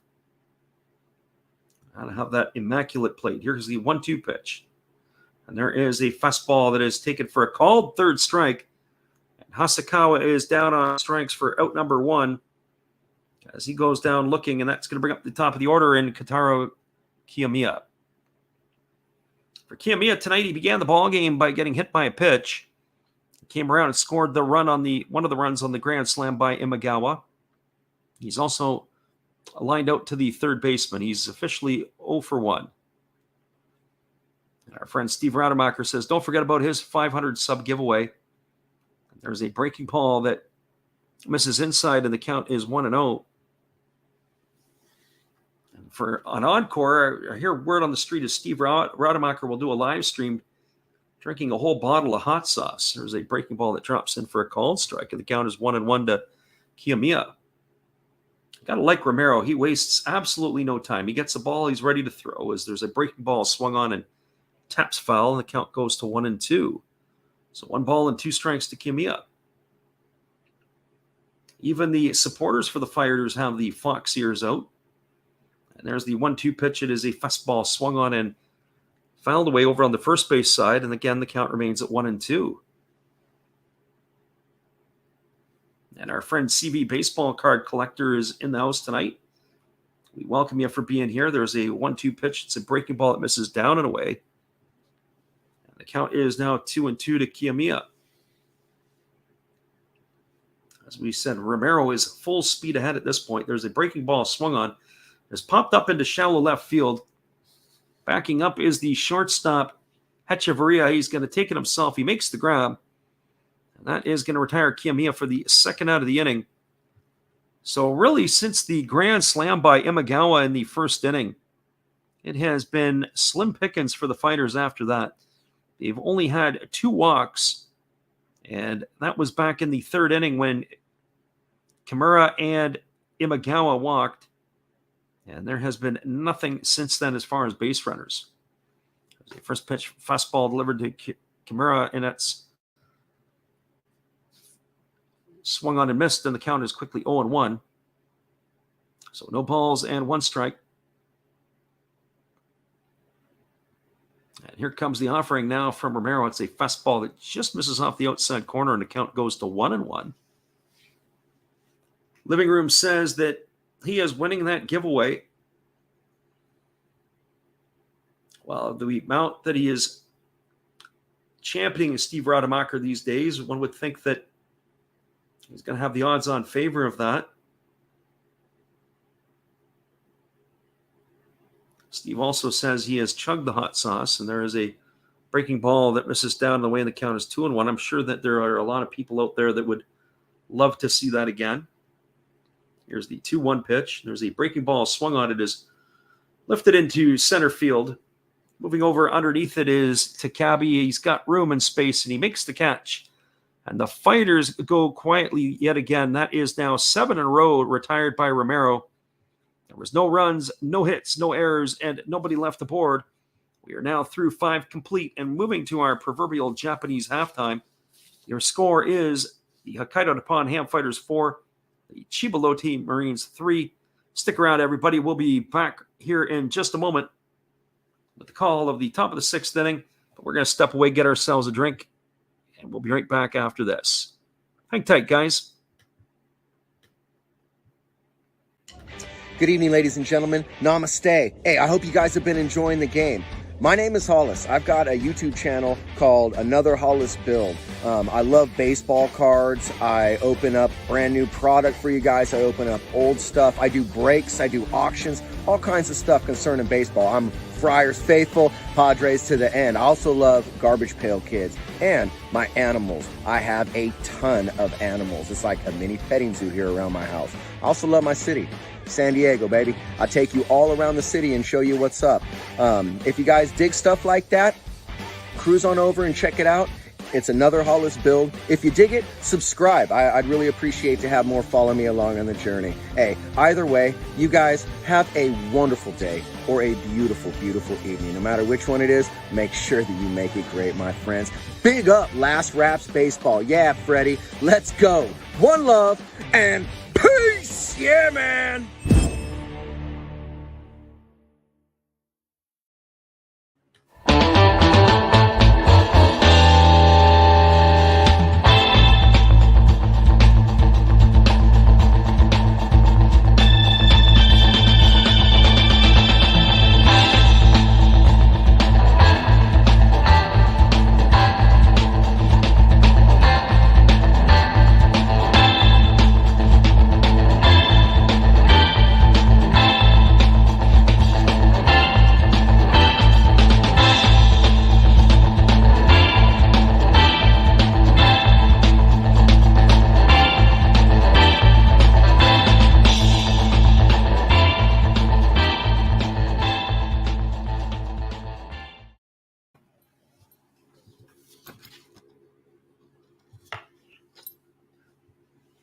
Welcome back, everybody. We're going to be just taking a little bit of a break here as we have the fifth inning. As it goes in Japan, they take a little extra break in between the innings. They're coming out to clean the fields and doing all that other stuff, and we're going to follow suit here. Hang tight. We'll be right back. Just got to put my groceries away as we had that mad dash from the border to get back here to be able to call this game here for you tonight. Hold tight, everybody. We'll be right back in just a second.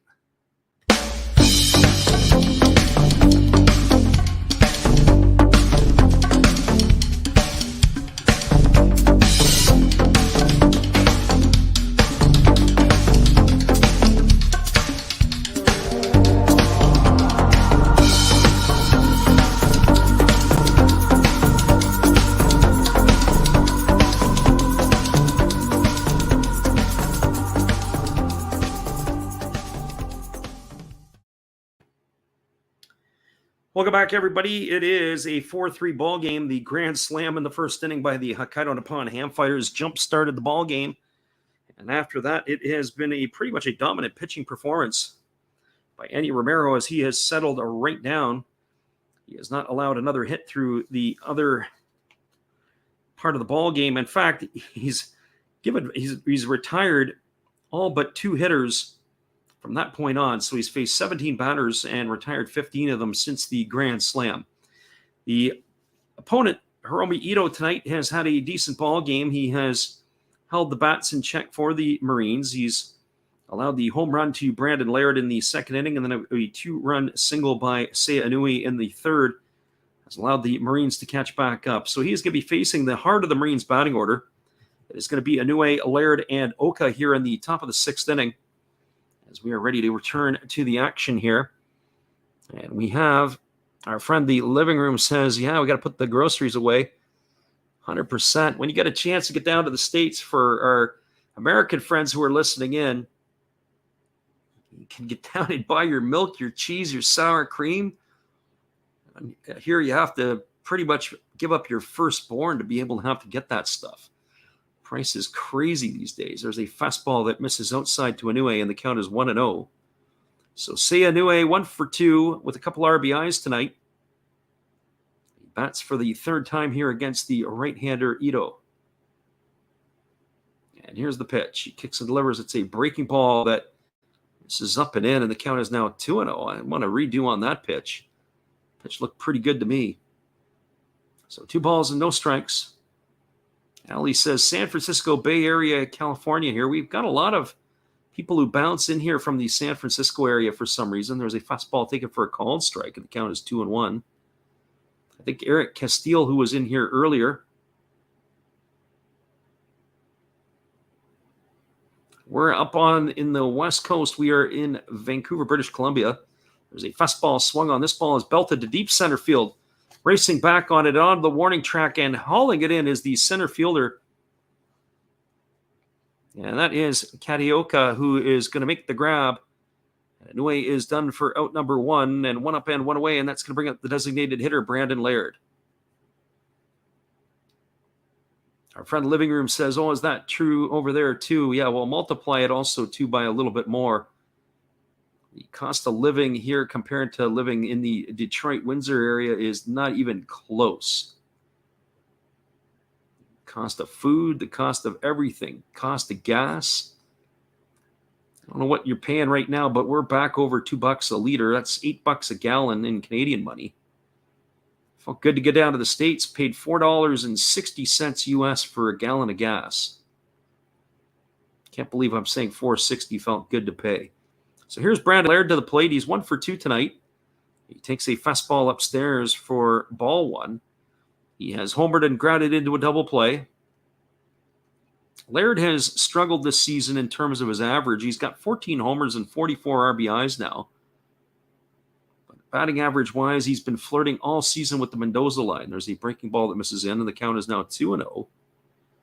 So 2 balls and no strikes. Our friend Eric said, keep broadcasting with the ferociousness that we have been doing, and we'll reach it in no time. We are going to come back with a major league game tomorrow morning. Leaning towards the Cincinnati Reds and the St. Louis Cardinals. And to be able to get a stream on that. There's a fastball taken for a called strike, and the count is now 2-1 to Laird. And if we're able to do that one, probably we might follow. That might be it for the day, but we may, if we're enthusiastic about it, be able to follow up with that Sunday night game. That was the game I kind of really want to call. But we'll have to wait and see how that shapes up. There's the 2-1 pitch. It is a breaking ball swung on and missed, and the count is now 2-2. It is tomorrow slated to go in that game. Tomorrow is supposed to be Miles Michaelis, the former Yomiuri Giant, who's enjoyed a couple of seasons with the Cardinals. Even though he's 7-7 this year, it's a little bit hard luck because Michaelis has really pitched well. Here's the 2-2 to Laird. It's a fastball swung on and fouled straight back, and the count is now going to remain at 2-2. Cincinnati will send Tyler Mahle to the hill. That's the one that we're eyeballing for tomorrow. A couple other games I wouldn't necessarily mind, but I just don't like the pitching matchups of the Cubs and the Phillies or the Blue Jays and the Red Sox. I don't even really like the Angels and the Braves pitching matchup. Also looking to maybe do the Padres and the Mets tomorrow night, Sunday Night Baseball. That game looks like it's attractive with Joe Musgrove going against Carlos Carrasco. There's a breaking ball swung on. It has popped up behind plate. Racing back is the catcher. There's a lot of room to get to. And Ishikawa is going to haul it in, and that is going to retire Brandon Laird. There's a lot of room here in the Sapporo Dome. It reminds me in some ways of how the Oakland, the Alameda County Coliseum, just the amount of real estate that there is in foul territory. Lots of room for people to be able to get to plays. Maybe in some parks would be into the seats. So the catcher had to go back, and he did not make it look easy hauling that one in, but that's going to bring up Hiromi Oka. Oka tonight is 0 for 2. We've seen his average slip to 216 on the season. He's struck out and grounded out. And there's a breaking ball that drops in for a called strike, and the count is 0-1. Other game that I thought about calling, but then I wouldn't be able to get two done, would be the Giants and the Dodgers tomorrow. There's a fastball that's just missing inside, and the count is now 1-1. It would be the Alex Cobb against Clayton Kershaw. We did the first game of that series the other night on Thursday. What a great and entertaining game that was. Well, maybe not if you're a Giants fan, and there's a fastball that misses outside. The count is now 2-1. The Dodgers had jumped out to that 5-0 lead and then fell behind 6-5. Only to come back and win 9-6. Our friend CV Baseball Card Collector had mentioned that Ohtani had a big game again. Here's the 2-1 pitch. It is a fastball that is taken for a called strike, and the count is now 2-2. So 2 balls and 2 strikes.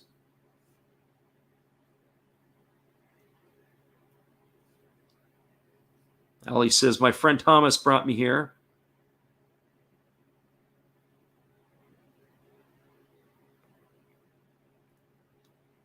Well, that's great. We appreciate both Thomas and Ali for listening in. So 2 balls and 2 strikes it is to Oka. We have a visit to the mound as the catcher Ishikawa wants to go over the signs with his pitcher Ito. And our friend Mick is back.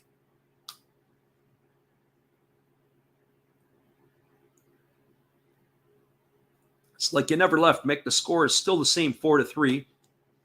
When you came back the last time.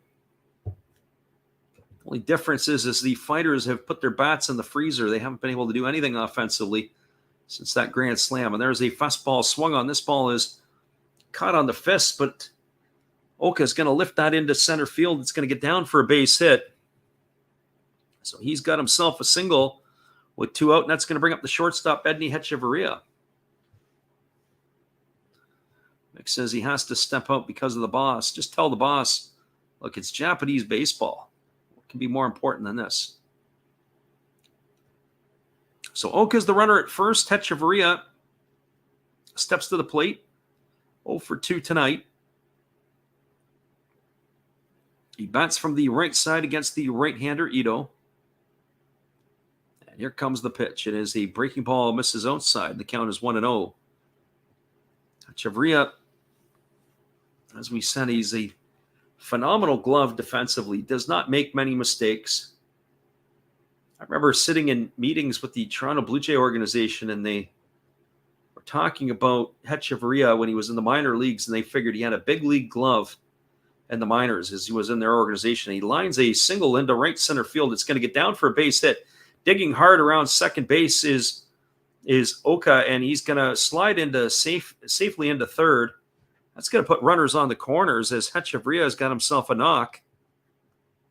That's going to bring up Kenta Chitani to the plate, who is the third baseman. But before that happens, it's going to bring the pitching coach on a sprint out to the mound, as he's going to want to come out and talk to his pitcher, Ito. Ito's already up to 91 pitches here in the sixth inning. He's got 2 away as he retired the first 2 batters of the inning. So this has all started to come with 2 out. So Oka, the runner at third, Hechavarria, the runner at first, with back-to-back singles. That's going to bring Kenta Chitani to the plate. Chitani tonight is 1 for 2. He singled his last time up, and he grounded to short his first time up. So 1 for 2 it is for Chitani. So here we go. Right-hander Ito holds at the belt, and he kicks and delivers. There's a breaking ball that misses down and away. The count is 1-0. So 1 ball and no strikes. Chitani has raised his average up to 294. That hit in his last at bat. Of course, he's got wild swings because he doesn't have enough at bats this year. So here's the 1-0 offering. And it is a breaking ball that misses down. They appeal over to the first base umpire. They say he didn't go, and the count is 2-0. So 2 balls and no strikes.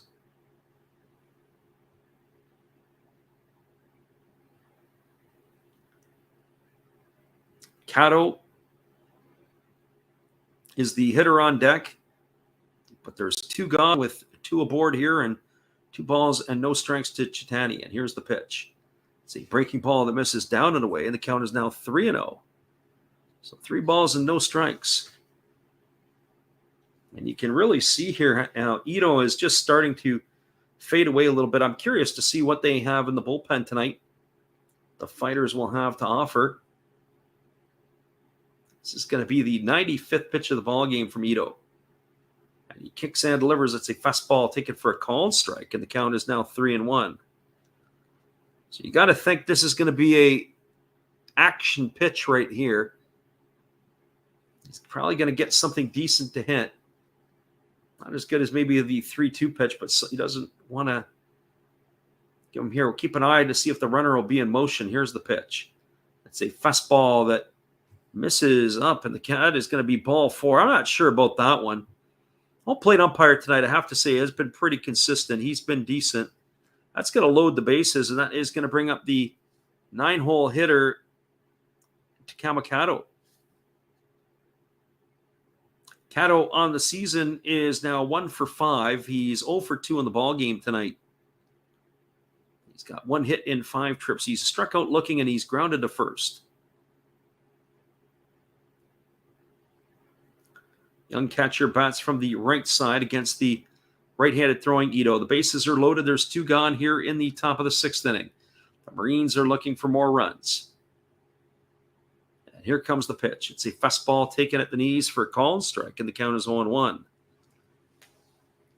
I would have to think that this is probably going to be Ito's last hitter of the game either way. If he gives up a hit here, they're probably going to the bullpen. If they are able to retire Kato here, this might be the end of the night for Ito. 6 innings and your night is over. So here comes the 0-1 offering. There's a breaking ball swung on and missed. The count is now 0-2. Our friend Baseball Danny comes on in and he says, how many outs? There's 2 away here with the bases loaded, as Ito retired the first 2 batters of the inning. So no balls and 2 strikes. And our friend Vivid Life has popped in here. Welcome, Vivid Life. It's not the same without you. Glad you could make it in. So here comes the 0-2 offering. Ito checks the runners, and here's the pitch. It's a fastball. This ball is swung on. It's lined into right field, but coming in and sliding and making the catch is the right fielder Kimura, and that is going to do it. Ito dodges a bullet with the bases loaded here in the 6th inning. And Kato is going to be retired for out number 3. They threaten, but they don't score to the Marines. There was no runs. There were 2 hits. There were no errors and 3 runners left aboard. We are now moving to the bottom of the 6th inning. It is the Hokkaido Nippon-Ham Fighters 4, the Chiba Lotte Marines 3. Stick around, everybody. We'll be right back in just a moment with our call after this. We appreciate y'all for being with us tonight.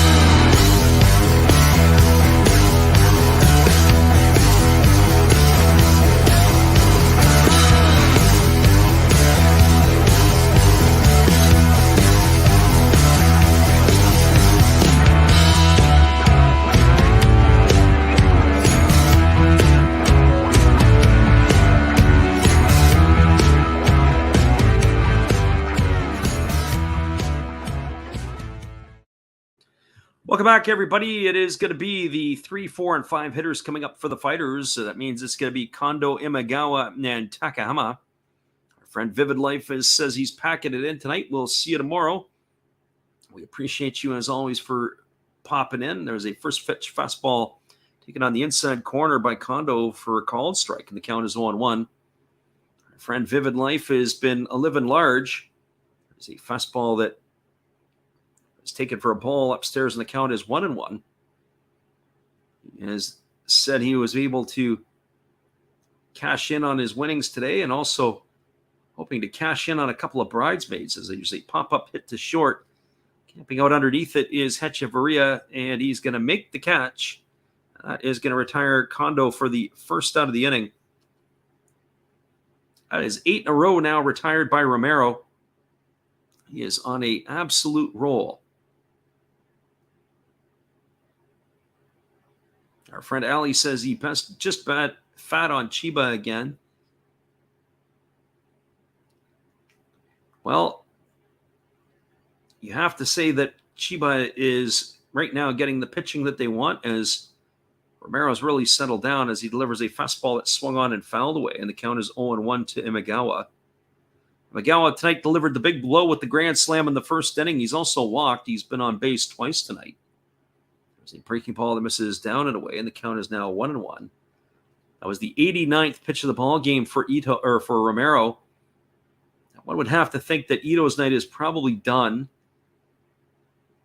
But here comes the 1-1 offering, and there's a breaking ball swung on. It is grounded through the 6th hole into left field. It's going to be a base hit for Imagawa. That's the 3rd time tonight he's been aboard. He's got 2 hits and a walk. He is having himself a ball game tonight. All smiles for the Fighters left fielder. That's going to bring up the second baseman, Yuto Takahama.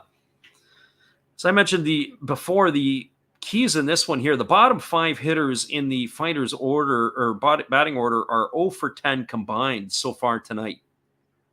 I think if there's going to be a factor in this one, they're going to have to do something to either turn the batting order over, or maybe to drive a run in, or do some damage somehow. So here comes Yuto Takahama. He is 0 for 2 tonight. He has struck out both of his trips to the plate. He entered tonight hitting 071, and his average has slipped to 063. There are some pretty ugly numbers in this Fighters batting order tonight, and he's got one of them. And Romero throws over to first base and getting back safely. Our friend Ali asked the question, is there any way to watch this game online? Well, we'll give you the information. Can't post the links. Not going to do that. We'll get ourselves shut down for that. And here comes the offering from Romero. It's a fastball that misses outside. Count is 1-0. What a lot of the people do is they sync the game to the call here because the game will be in Japanese. It's not always a slam dunk that all the games are on. But if you go to Live QQ, if you Google that, you'll be able to find something. There's a fastball swung on and fouled away. You're just going to have to get there and then search the channel page a bit. There's all kinds of stuff that goes on there, including Chinese League basketball or different types of stuff from around the world. Even if you like your billiards and your darts, you can find stuff there as well, all live action. So here's the 1-1 offering. As Romero ready to deliver.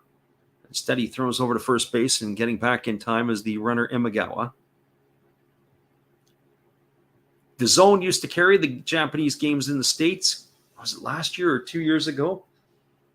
They're not doing it anymore. I don't really know the rationale for why. There seemed to be enough interest. There's a fastball that swung on and missed. The count now goes to 1-2. But maybe in their eyes there wasn't. Maybe they didn't have enough of a marketplace. And, people have a craving for live sports. Anything that is live, they want to be able to get that and feed that to them. So 1 ball and 2 strikes. As Takahama is dug in here, we're waiting on the offering here from Romero. Romero checks the runner at first. And now he delivers. It is a fastball swung on and missed. Takahama has been retired for the 3rd time tonight via the strikeout.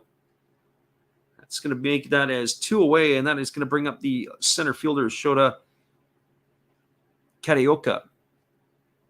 I messed his name up in the introductions, and it's been a tongue twister for me ever since.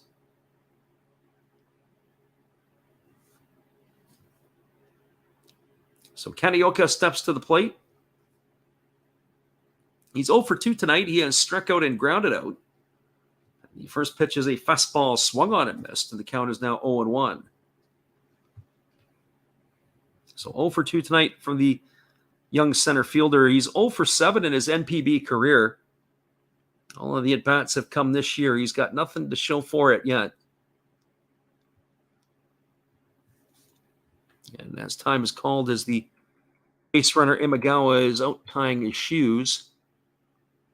Ready to resume this one here in just a moment.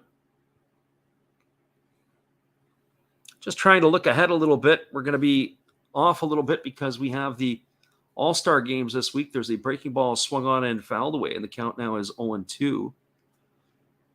And I was kind of looking, the possibility of calling those games are very, very minimal and small. Busy week for me. Don't think I'm going to be able to stay up in the night. And of course, we're supposed to get some pretty hot weather. We're going to join the rest of the country in the heat wave that has hit North America. Temperatures Tuesday, Wednesday, Thursday, Friday into the upper 80s, low 90s. There's a fastball that is waved at and missed. And Karaoka has gone down on strikes for the 3rd out of the inning. And that is going to do it here for the Fighters in their half of the 6th inning. There was no runs ahead, no errors, and 1 runner left aboard. We are now through 6 complete. It is 4-3, and we are probably going to see Ito again. I thought his night would be done. He's making his way back out to the mound. Stick around, everybody. We'll be back in just a moment, as we'll be right back with the call after this.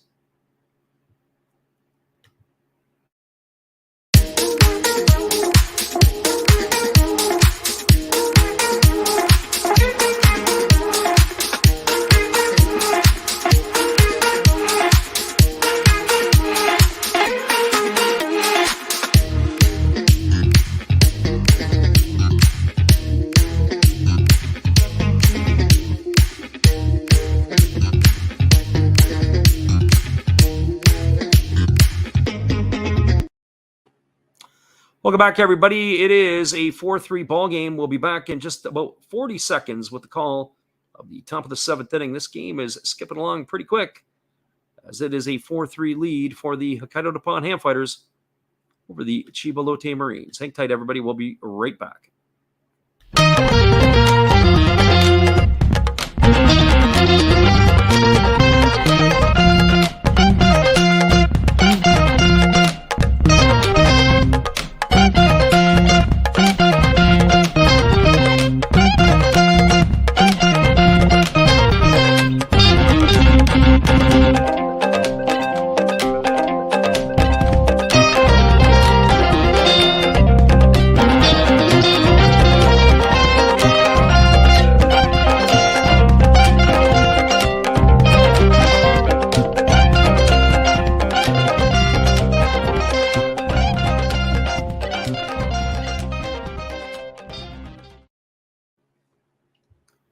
Welcome back, everybody. We are moving to the top of the 7th inning, and there are some defensive changes as it is going to be Hosokawa, the shortstop, has now moved over to second base, and we're going to have to give you the update on who has come in at short.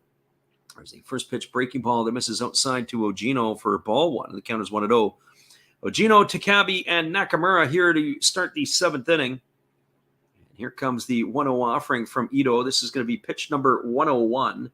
That's a fastball taken for a called strike, and the count is now 1-1. For Ogino, he is officially 1 for 3 tonight. He has grounded out twice, and he has singled. And my question is why he was given the single or not. As there was an error made by the third baseman. There's the fastball swung on it. It's grounded over to short. It is fielded deep in the hole. They throw to first. The ball is in the dirt, and it's not going to be in time, as that is going to be a base hit for Ogino. Nice play there by the shortstop who's entered the ball game. As I said, I'll have to get you the specs on him in just a couple moments, as the was a couple of defensive changes for the Fighters. The shortstop is now, looks like it's going to be Nakashima. That is going to be Takuya Nakashima, as he has entered into the ball game. And he is going to be hitting in the spot in the batting order where Takahama was, as Takahama had himself the old-fashioned sombrero there, striking out 3 times. So Takuya Nakashima in, and he is at short now, as the shortstop, Hosokawa, has moved over to third base.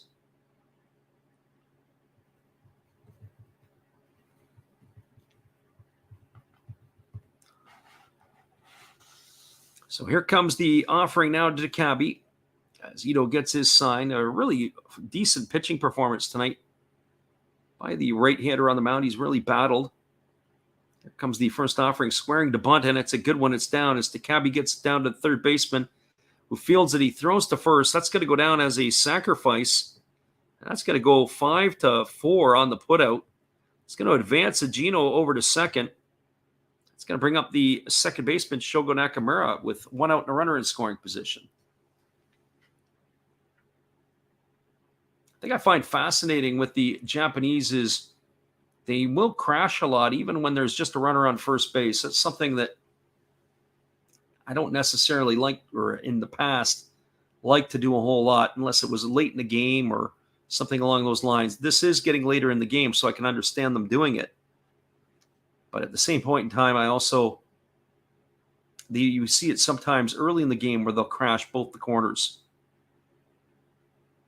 So Nakamura steps to the plate, and here comes the first offering to Ito. It's a fastball swung on. It's grounded to short. It's fielded neatly by the substitute, Nakashima. He throws to first, and that is going to retire Nakamura on a ground out 6-3 for the second out of the inning, and that is going to leave it all up to the first baseman, Seiya Inoue. For Inoue, he is 1 for 3 tonight. He singled home a couple of runs back in the third inning. He's also flown to right and flown to center. So 1 for 3 officially tonight. Our friend Eric says live QQ. There he is. He's mentioned that again, just as we mentioned earlier on. So that's something that you can go and take a look at. So here comes the first offering to Inoue. There's a breaking ball that drops in for a called strike, and the count is 0-1.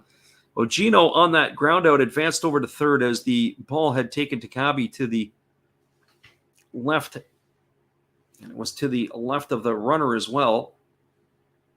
So they do have a runner at third. He's in scoring position. A wild pitch or a pass ball could cash him in here. I always like that, to get the runner over to third. There's so many more ways to be able to score him, as there's a fastball that misses upstairs, and the count is 1-1. So 1 ball and 1 strike.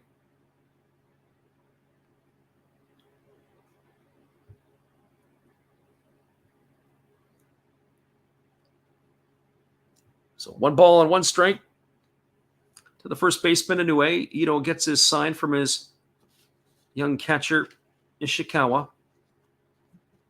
And here's the pitch. It is a breaking ball that misses down and away, and the count is now 2-1. Brandon Laird is looming on deck.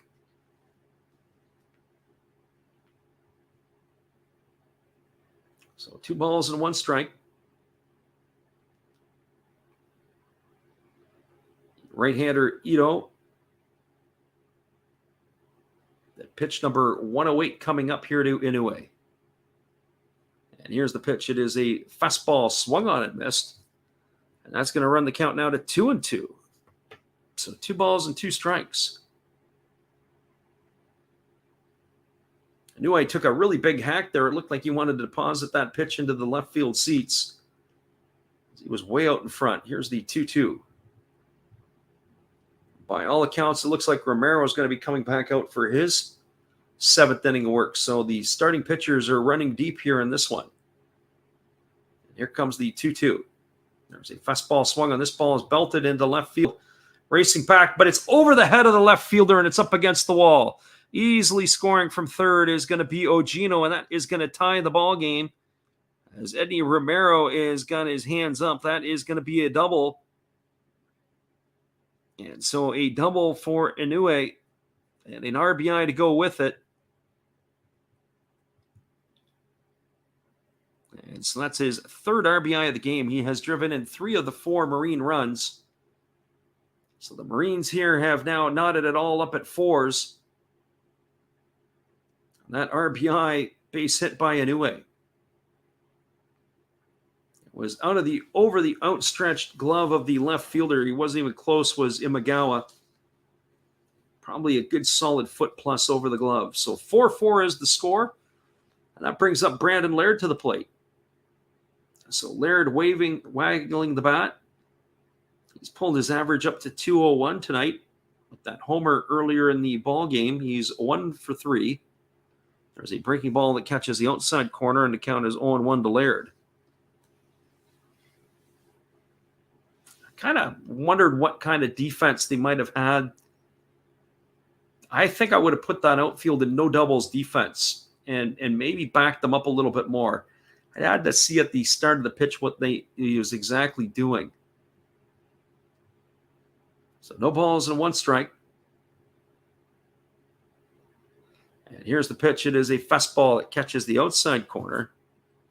Count is now 0-2 to Brandon Laird. So no balls and 2 strikes. As we said, we're going to be back on the airwaves again next weekend when the games resume. We'll be calling the game on Friday night, which is the Saturday night game in Japan. It'll be the Hawks and the Lions who we will call that one.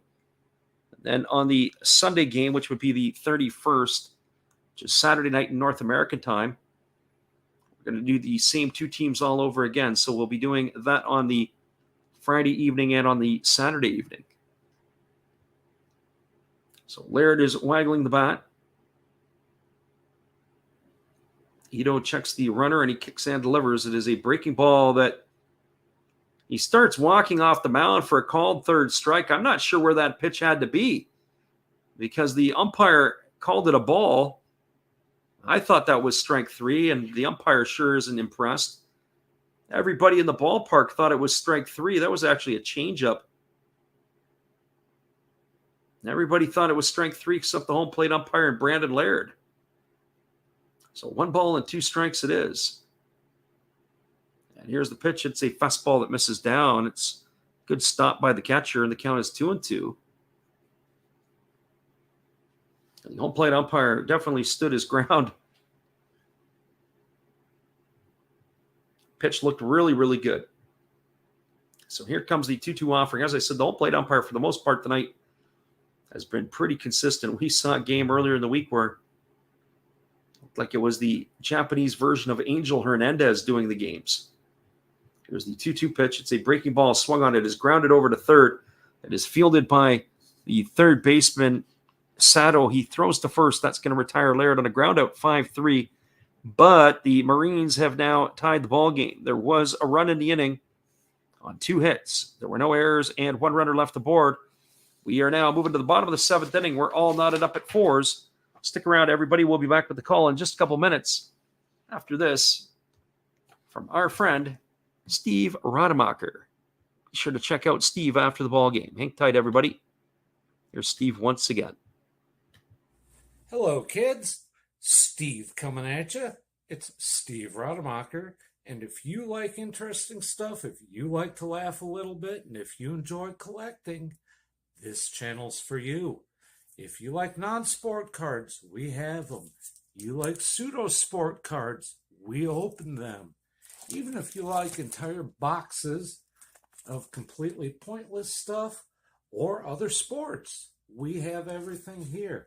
I drop a different video every day, and there's always a theme to it, from No Filter Friday to Saturday morning cartoons, even Sunday shoutouts.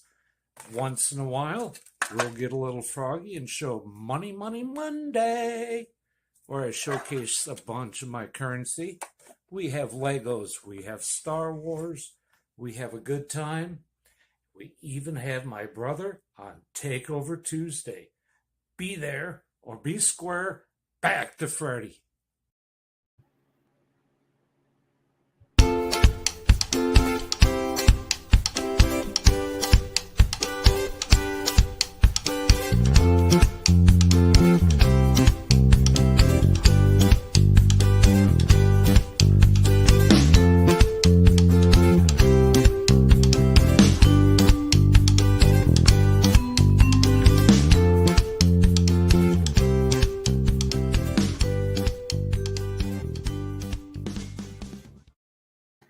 Welcome back, everybody. We are back at the live action as Enny Romero dropped a first pitch breaking ball over to Sato for a called strike, and the count is 0-1. And he followed it up with a breaking ball that missed outside, and the count goes to 1-1.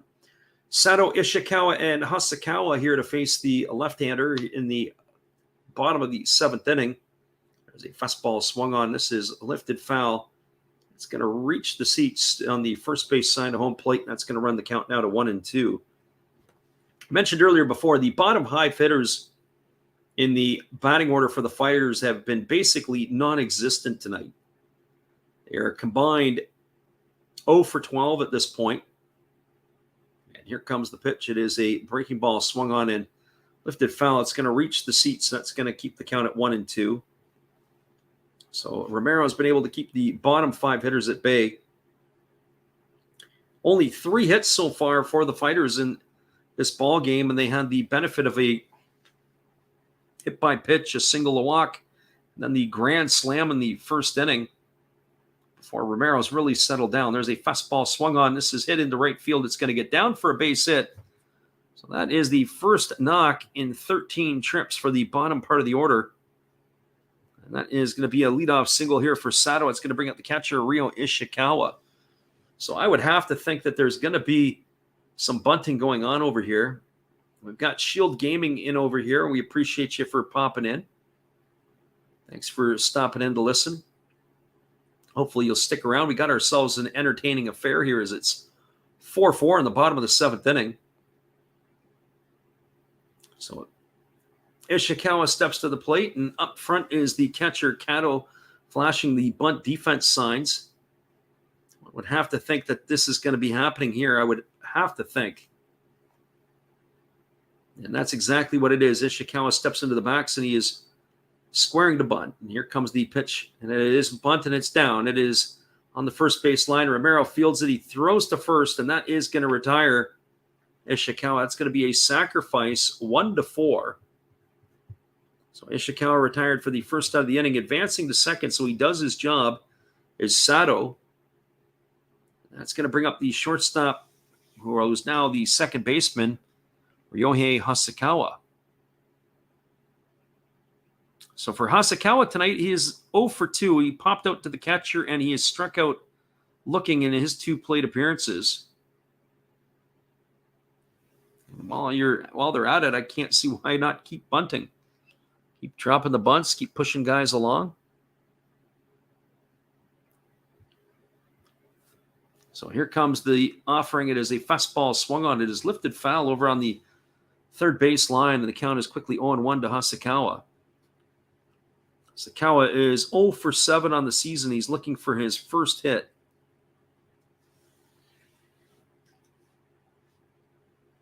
This game here has been a battle of the pitchers.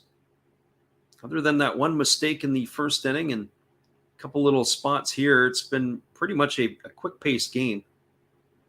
Runs in bunches in the first inning, and of course the home run by Laird and the 2 runs delivered by Inoue in the third inning. When they scored quickly, and when they haven't done anything, they haven't done anything at all, as that last pitch was fouled away, and it's 0-2 here to Hasakawa. Hasakawa has made some really nice plays tonight, as we said when he was playing in the shortstop position. Very easy, effortless plays at short, making it look easy. There's a breaking ball swung on. It is fouled away in the batter's box as it came back up and hit the batter for the Fighters.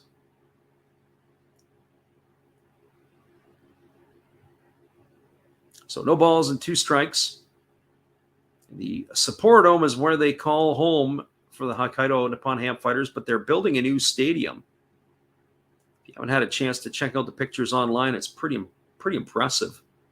Also got a certain number of condos that are built and attached. There's a fastball that misses outside, and the count is 1-2. So they've tried to incorporate where they're not just building a stadium, they're building a community. And I think, if I'm not mistaken, there's some sort of feature that offers that if people buy the condos, they get season tickets, or they get season tickets at a reduced rate or something along those lines. And it's kind of neat that they're trying to incorporate the people that are buying into that community. So here comes the 1-2 offering to Hasakawa. And it is a fastball swung on. This ball is looped softly over to the shortstop, Hechavarria, who makes the catch. Holding at second is the runner, Sato. So Hasakawa gone on a weak flare to the shortstop. He's done for the second out of the inning, and now it's going to bring the top of the order up. And that is going to be Kotaro Kiyomiya. Kiyomiya got the party started in the first inning as he was hit by a pitch. He later came around and scored the run on the homer by Imagawa. He's also popped to third and popped to short. So officially 0 for 2 on the night. And now we have a conference on the mound as the pitching coach has come out to have a chat with Romero. He's got the interpreter with him, as Taniguchi is hanging out in the dugout. Something I was thinking about today during the Mariners game when I was in Seattle, and I was thinking about it, and what was coming to my mind is why is it that pitching coaches with teams seem to have longer longevity than hitting coaches? Hitting coaches, it seems like every year or every couple of years, guys are rolled over. Pitching coaches can go on for quite a while. So here comes the first offering, and it is a fastball swung on and fouled away by Kiyomiya, and the count is 0-1. And I don't really have an answer for that. But the pitchers certainly, they have their whisperers. I think a long-time pitching coaches who were on people's staff, Bruce Bochy used to have Dave Righetti on his staff. I think a Brent Strom was down in Houston for a while. There's a breaking ball that drops in for a called strike, and the count is now 0-2. Don Cooper was the White Sox pitching coach for the better part of 20 years. He survived a whole pile of managers until, of course, Tony La Russa came back on the scene.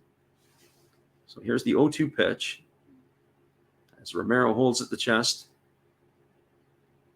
And now he kicks and delivers. It's a fastball that just misses off the outside corner. They appeal down to the third base umpire, but they say he didn't go. It's going to run the count to 1-2 now on Kiyomiya. As we look at the replay, boy, that was probably too close to take, but you got to tip your hat to the leadoff hitter for the Fighters. A very disciplined approach. So here's the 1-2. Romero delivers. It is a breaking ball that is swung on. It's lifted foul. It's going to reach the seats over on the third base side and keeps the count at 1-2. The pitching coaches seem to be able to last longer, a lot longer than the hitting coaches do, but don't understand why the hitting coaches have a shorter life expectancy. So here comes the 1-2 offering as Romero shakes off his catcher, and now he comes set. Now time is called as Kiyomiya steps out of the batter's box thinking Romero has taken far too much time. Crowd is a noisy one in Hokkaido. They're standing behind their home team as they punt here in the last half of the 7th inning. And here's the pitch from Romero. It is a breaking ball swung on. It is grounded slowly to the first base side. It is fielded neatly by the first baseman. They say it is safe at first, and rounding third and coming home and scoring is Sato.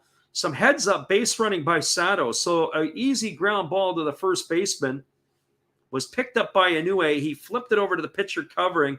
They say that Romero did not get to the base in time, but they are going to go right up and have a look at this, because if they are able to reverse the decision, that's going to keep a run off the board. But that was an absolute calamity. Inoue had fielded the ball, and he had to make the flip over to Romero covering, so there was plenty of time. So he flipped it to the pitcher covering. I'd like to see what that's going to look like here. I see what the first baseman umpire saw. He didn't get to the base. He put his foot down in front of the base, and then the runner got through. I think that's what they're going to look at. And by the time he made the adjustment, the runner had already passed the bag, and I think they're going to rule that as safe. I don't think it's going to be an error. I think it's going to be an infield hit. But Romero's done that to himself. So our friend Troy jumps in here, and he says the Marines have won their last 5. The Hams have lost their last 5, yep. So here comes the home plate umpire, and he is safe at first base, and that is going to be an RBI for Kiyomiya. He's going to knock that runner in all the way from second on a dribbler to first, because Romero couldn't get to the bag, and it's going to bring Taniguchi off his chair. He's going to come out and make a pitching change.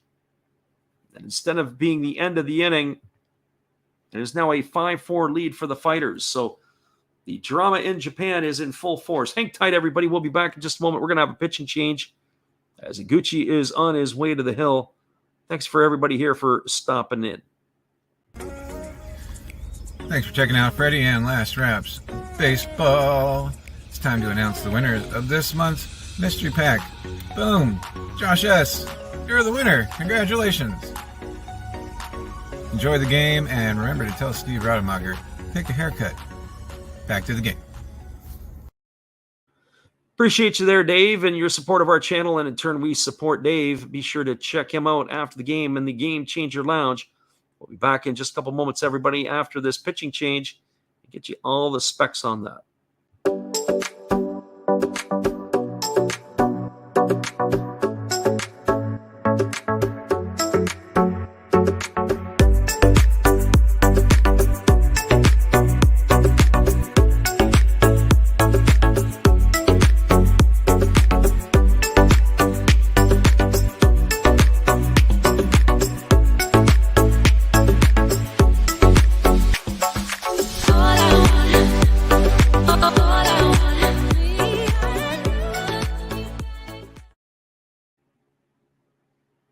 Welcome back, everybody. There is a pitching change, as is the first one of the ball game, as the Chiba Lotte Marines are going to the bullpen. They are going to be drawing the services of, we're not sure who yet, because we still have Romero listed as the pitcher, but it is going to be a right-hander. It's going to be number 37, and if off the top of my head, looks like it could be Fumiya Ono, but I have to confirm that here with you here. So number 37 is in it. That's exactly who it is. Starting to know my players just by sight, not even looking at their jerseys. So Ono is going to be working in his 38th ball game. He's got 34 2/3 innings under his belt. He's allowed 27 hits, allowed 13 walks, and struck out 29. And he's got an ERA of 1.82. He's going to take over with the runner at first base. So Fumiya Ono is in.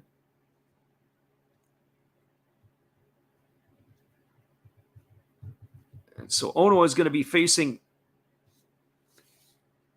the 2-hole hitter in the lineup, and it's going to be Fumikazu Kimura. Kimura tonight is officially 1 for 2.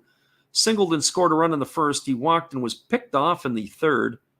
He's also flown out to center field. And so here comes the first offering from the right-hander, who kicks and delivers, and it is a breaking ball that just misses upstairs for ball one, and the count is 1-0. So they need Ono to slam the door here, as the Fighters have taken a 5-4 lead in the bottom half of the seventh inning.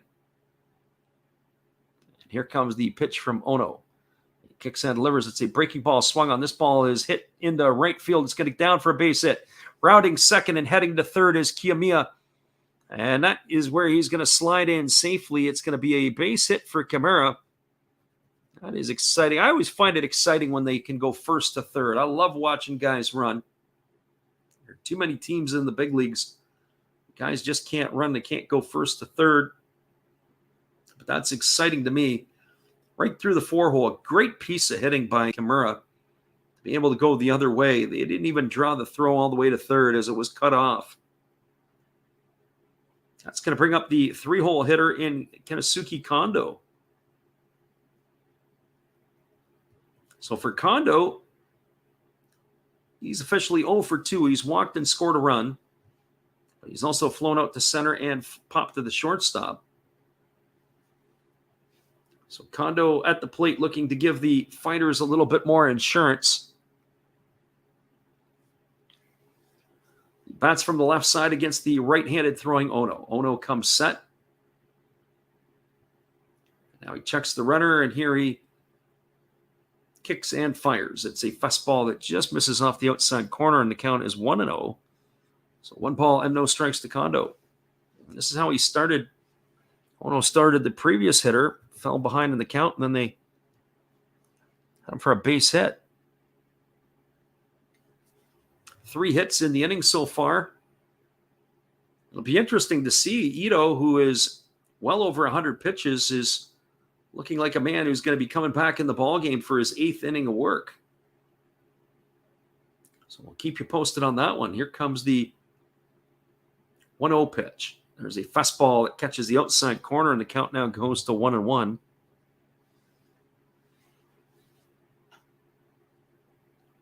That last pitch, a four-seam fastball, did not have a lot of movement to it. Ono's got to be precise with his spots. I don't know if this is the best stuff that he has.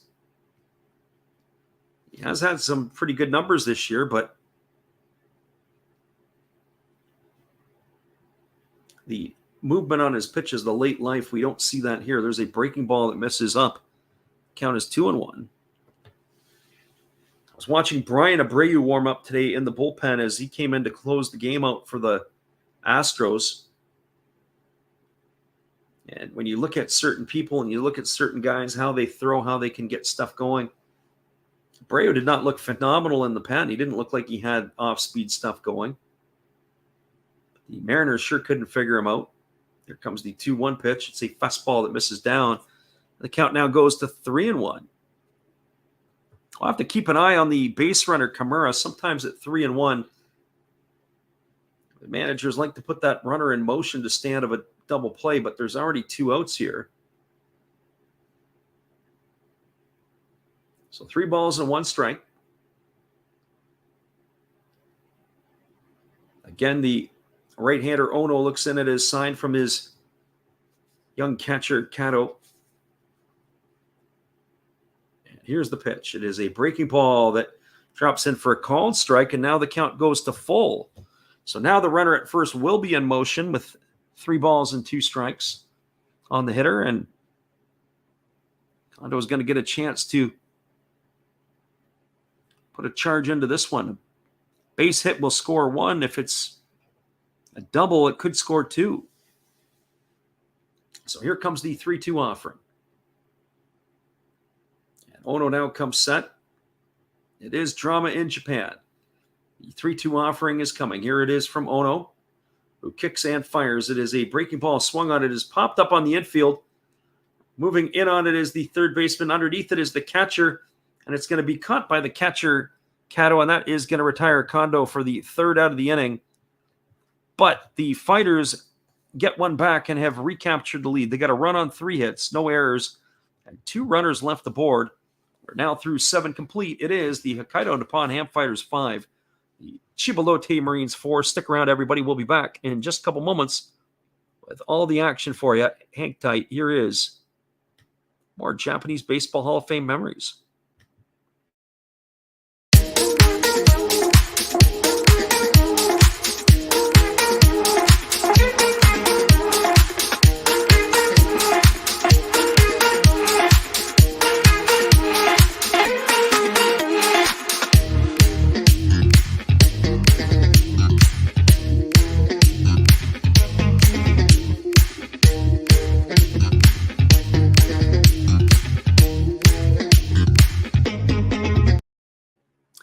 Five 4 is the score, everybody. We'll be back in just a moment with the call. After this, it is Fighters 5, Marines 4.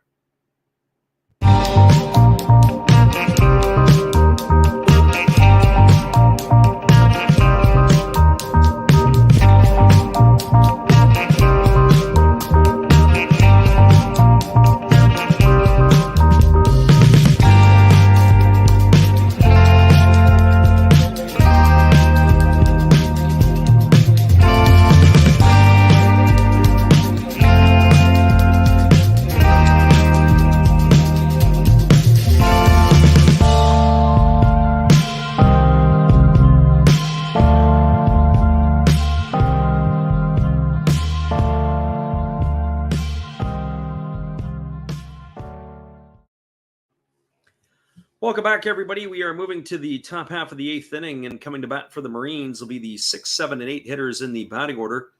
And they are going to be making a pitching change, are the Fighters, as they are going to the bullpen. So it'll be Hiromi Oka, Edney Hechavarria, and Kenta Chitani coming to bat. And they are going to be facing a new right-hander in the ballgame. This is going to be number 57, and that is Kitayama, who is coming in. And the numbers on Kitayama are as follows. This could be his 35th appearance of the year. He's 3-5 on the season. He's got 7 saves under his belt. He's worked 33 2/3 innings, allowing 26 hits. Walked 19, struck out 36. He's got an ERA of 4.28. So it is Koki Kitayama in relief. And here is Oka to the plate to face him. And the first pitch from Kitayama is a fastball swung on it. Missed. The count is 0-1. For Oka today, he is 1 for 3. He has singled, struck out, and grounded out. Right-handed hitting Oka, ready to face the right-hander here. And time has been called as Oka wants to get himself set. He feels the pitcher is working at a rushed rate here.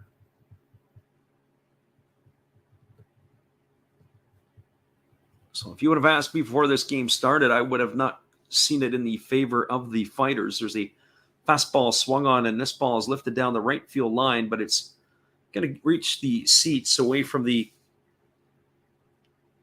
defensive alignment there and away from Kimura. So no balls and 2 strikes to Oka. He finds himself in the hole here. They need to get somebody on. Do the Marines, and here comes the 0-2 offering. Kitayama delivers. It is a fastball that misses outside, and the count now goes to 1-2. So 1 ball and 2 strikes. The Fighters, as we kind of mentioned before, I don't know what's going on over there. I don't see the big boss there. He's not in there tonight. So I have to look for the reason maybe why. There was a fastball that swung on and fouled at the feet of Oka, and the count is 1-2. Normally, Shinjo is all over the place. Now, mind you, I haven't kept up in the last couple of days on the news out of Japan, other than we're talking about the Yomiuri Giants were missing a lot of players. Also, Shogo Akiyama has been a bit of a shot in the arm for the Hiroshima Carp. Said that there was, last time I heard, it was 67 Giants players, staff were on the COVID list.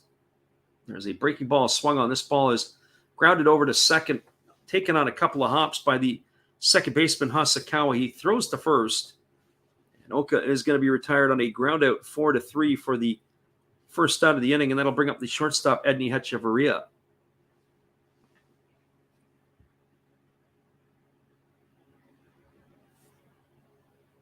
Other players and other news of note, as I say, around the league, the Chiba Lotte Marines are winners of 5 straight. Last time they won 5 straight games was 20 years ago. And they've done it 5 consecutive times, where I shouldn't say they've won 5 straight before. It's coming from behind in 5 straight games. They haven't done that in over 20 years. There's a fastball swung on and missed. Counters 1-1 to Hechavarria. Well, if they're going to win this one, they're going to have to come from behind again tonight. So maybe that's the key to their success. Spot the other team a lead and then battle back and try to win it that way. There's a breaking ball that swung on and missed. The count is now no balls and 2 strikes to Hechavarria. As we set a couple programming notes, make sure that you book our channel up, and you'll see usually we'll try to sort out our schedule and post it up, but it'll be the Lions and the Hawks next weekend on Friday and Saturday North American time, or Saturday and Sunday games in Japan. There's the fastball that misses down. The count is 1-2 now to Hechavarria. We'll try to give you a much advanced notice. This game was a sort of a late Easter egg because we weren't sure we were going to get back to be able to do it. If we were able to do it, we would have been able to have made the call. There is a fastball that misses upstairs. The count is now 2 balls and 2 strikes. As we mentioned, we almost didn't get back in time, and accident on the highway. Happened to witness an accident on the highway today too, as a matter of fact. Here comes the 2-2 pitch. There's a fastball swung on and missed, and that is going to retire Hechavarria for the second out of the inning. So he is retired, and that is going to bring up Kenta Chitani. So for Chitani, he is officially 1 for 2 tonight. He's also drawn himself a walk. So he is going to be the one they're going to have to entrust here, as he's batting with 2 out in the 8th inning. And here comes the first offering from the right-hander. It's a fastball taken for a called strike, and the count is 0-1. So Kitayama so far has come in and done his job quite nicely here for the Fighters in the 8th inning. Chitani has quietly raised his average up to 294 on the season. There's a breaking ball that's outside. They don't need to appeal down to the first base umpire because the home plate umpire went right up with the right hand. The count is 0-2. He went just a little bit too far. So no balls and 2 strikes. Our friend Troy says still got time. Fighters are at the bottom of the division. Yeah, they're at the bottom of the division for a reason. They don't have enough pitching and they don't have enough hitting. And in some ways, I feel bad for the Fighters because, realistically speaking, when you think about Shohei Ohtani, Yu Darvish, and Kohei Arihara, all 3 pitchers that were with that organization that came over to North America, there's a fastball swung on its tap foul over on the third base side. Count remains at 0-2. You lost 3 pretty much generational type pitchers for Japan. I mean, granted, Ohtani came over to the big leagues and followed in the footsteps of Darvish. And, of course, Kohei Arihara yet to make a name for himself really at the big league level as he underwent Tommy John surgery last year. So here comes the 0-2 offering. As Kitayama delivers, it is a breaking ball taken for a called third strike. Chitani stood there like the house by the side of the road, watched it go by for out number 3. And that is going to do it for the Marines here in their half of the 8th inning. No runs, no hits, no errors, and nobody left aboard. We are now moving to the bottom of the 8th inning. It is the Fighters 5, the Marines 4. Stick around, everybody. We'll be back in just a couple moments with the call right after this. Again, we appreciate you guys for being here. Here's another one of those Japanese Hall of Fame memories.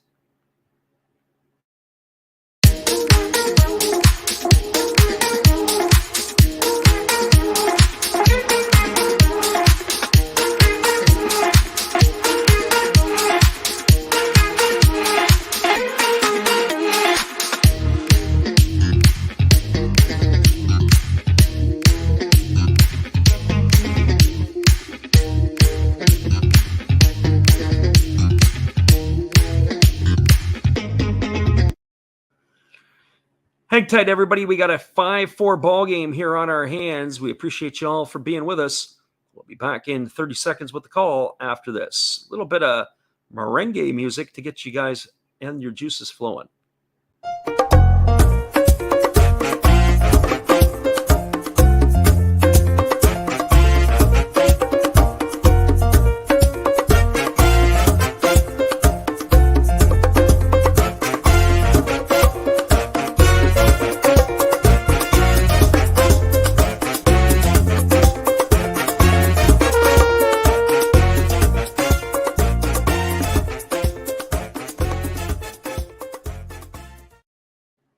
Welcome back, everybody. We have a pitching change, as there is going to be a new pitcher on the mound for the Chiba Lotte Marines, and by all accounts, this is going to be Roberto Osuna coming into the ball game. Osuna is taking over. This is the third time I've had a chance to see Osuna. I'll get you his numbers in just a minute, but I got to tell you, he is a lot further up the food chain than most of these pitchers in the Japanese league. He's been sitting on the mid-upper 90s and with movement. And you can see why you'd have to think big league teams are going to want to be taking a kick at the can at this guy here in the next year or two. They're going to come calling. I know he's got some personal issues and stuff that had to get sorted out, but eventually somebody's going to pay the bill and they're going to bring him back to the Major League Baseball. So Imagawa, Nakashima, and Kadioka here to face him. And the first pitch is a fastball that misses outside for ball one, and the count is 1-0. He can really bring it up. Our friend Eric says the Ham Fighters are the worst, or the Hokkaido Nippon-Ham Fighters are the worst team in the entire league. There's a fastball swung on. It's grounded to second, fielded by Nakamura. He throws to first. It was not a routine throw by any means, as Inoue had to pick it up out of the dirt. That's a ground out 4-3 for out number one. That is going to bring up the substitute Takuya Nakashima. And Eric says they've been oddly competitive the last couple of weeks. Yes, they have been. You sometimes see stretches like that. I always used to say even the worst teams in college baseball can win games. And there's a first pitch fastball taken for a called strike, and the count is 0-1. And that's pretty much at any level. Professional college teams will find ways to win ball games. There's a fastball that misses outside, and the count is now 1-1. I don't know if this is the best that I have seen Osuna pitch. Looks like he doesn't quite have command or feel of his pitches yet. There's a fastball that is swung on and fouled away, and that's going to run the count now to 1-2. For Roberto Osuna on the season, this is his 11th appearance. He's 2-0. He does have one save. He has conceded one run over 10 innings of work. There's a fastball swung on. It's grounded softly to second. Fielded by Nakamura. It throws over to Inoue at first, and it's gone the same way the first out. It's a ground out 4-3 for the second out of the inning, and that is going to leave it all up to the center fielder, Shoto Kadioka. For Kadioka tonight, he is 0-3. He has struck out twice and grounded to short. So he is going to get called upon here to swing the stick keep things going here in the eighth inning. And here's the first offering from Osuna. It's a fastball swung on and missed, and the count is 0-1. That was the Roberto Osuna fastball that I'm used to seeing, as that one had a little giddy up to it. Here's the pitch. It is a fastball swung on and missed. That last pitch there was at 98 miles an hour. So no balls and 2 strikes. He walked the ladder. And here's the pitch. It is a fastball swung on. This ball has popped up into shallow center field. Coming in on it is the center fielder, Takabe. He makes the catch. And that is going to retire Kadioka for the third out of the inning. So for the Fighters in their half of the eighth, they go quietly with no runs, no hits, no errors, nobody left aboard. We are going to have another pitching change in Hokkaido, as the acting manager, Kita, has come out to make the change. We'll be back here in just a couple moments, everybody, with the call at the top of the ninth inning. We're into crunch time. We're glad you guys are with us.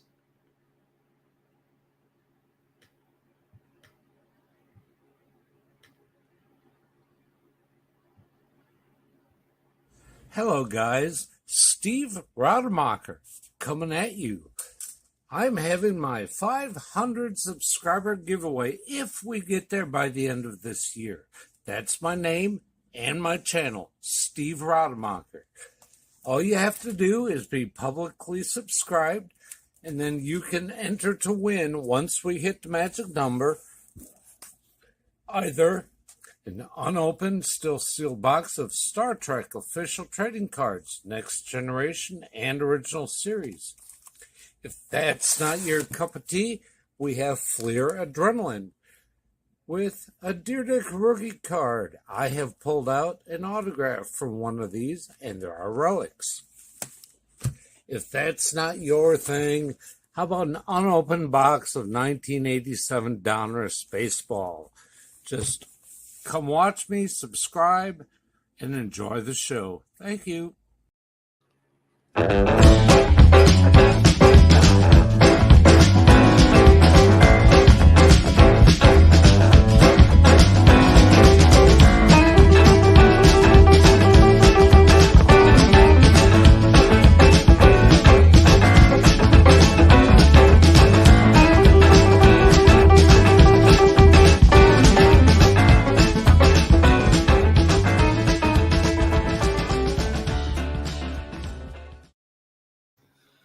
Welcome back, everybody. Mizuki Hori is coming in to trying to close this one off for the Fighters. He'll be the third pitcher used the afternoon here in Hokkaido. The left-hander in to try to seal the deal. This is going to be his 34th appearance of the year. He's 1-2 on the year. He's got 4 saves under his belt. He's worked 28 2/3 innings, allowed 33 hits, 11 walks, 27 strikeouts, and he's got an ERA of 4.40. So Hori is in, and he's going to be facing, or slated to face, but we're going to have a pinch hitter coming up for Sato. And the first pitch is a ball that misses outside for ball 1. It's the 9, 1, and 2 hitters in the batting order. And here comes the offering now from Hori.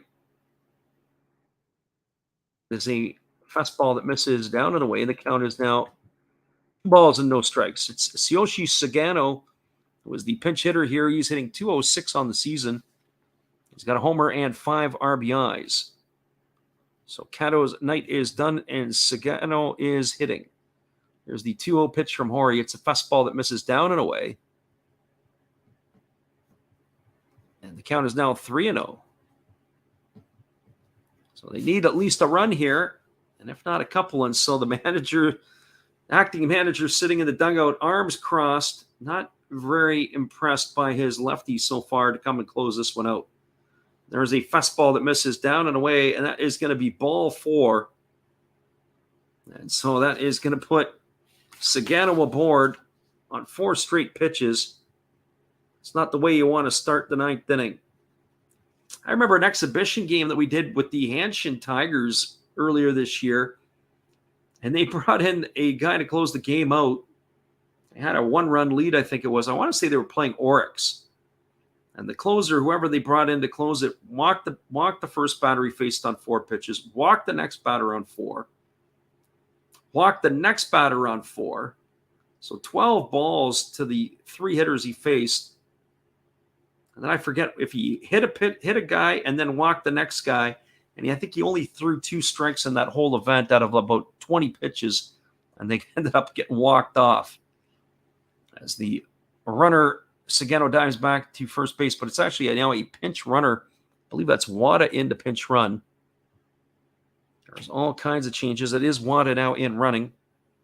Sagano does his job to get on, and now Wada is going to run. So Ogino at the plate. On the evening, he is 2 for 4. He's got a couple of singles and a couple of runs scored.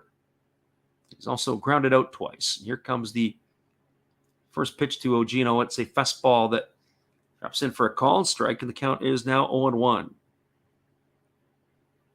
So Ogino, Takabe, and Nakamura to follow. Our friend Troy says, yeah, quite a discrepancy. It's almost 40 points in between the 2 teams in that Central League. So here's the one-strike pitch, and Hori delivers. It's a fastball swung on and fouled away, and the count now goes to 0-2. Yeah, there's some good baseball being played in the Pacific League as there's 5 teams bunched up right at the top of the standings. You got to figure 3 playoff spots on the line.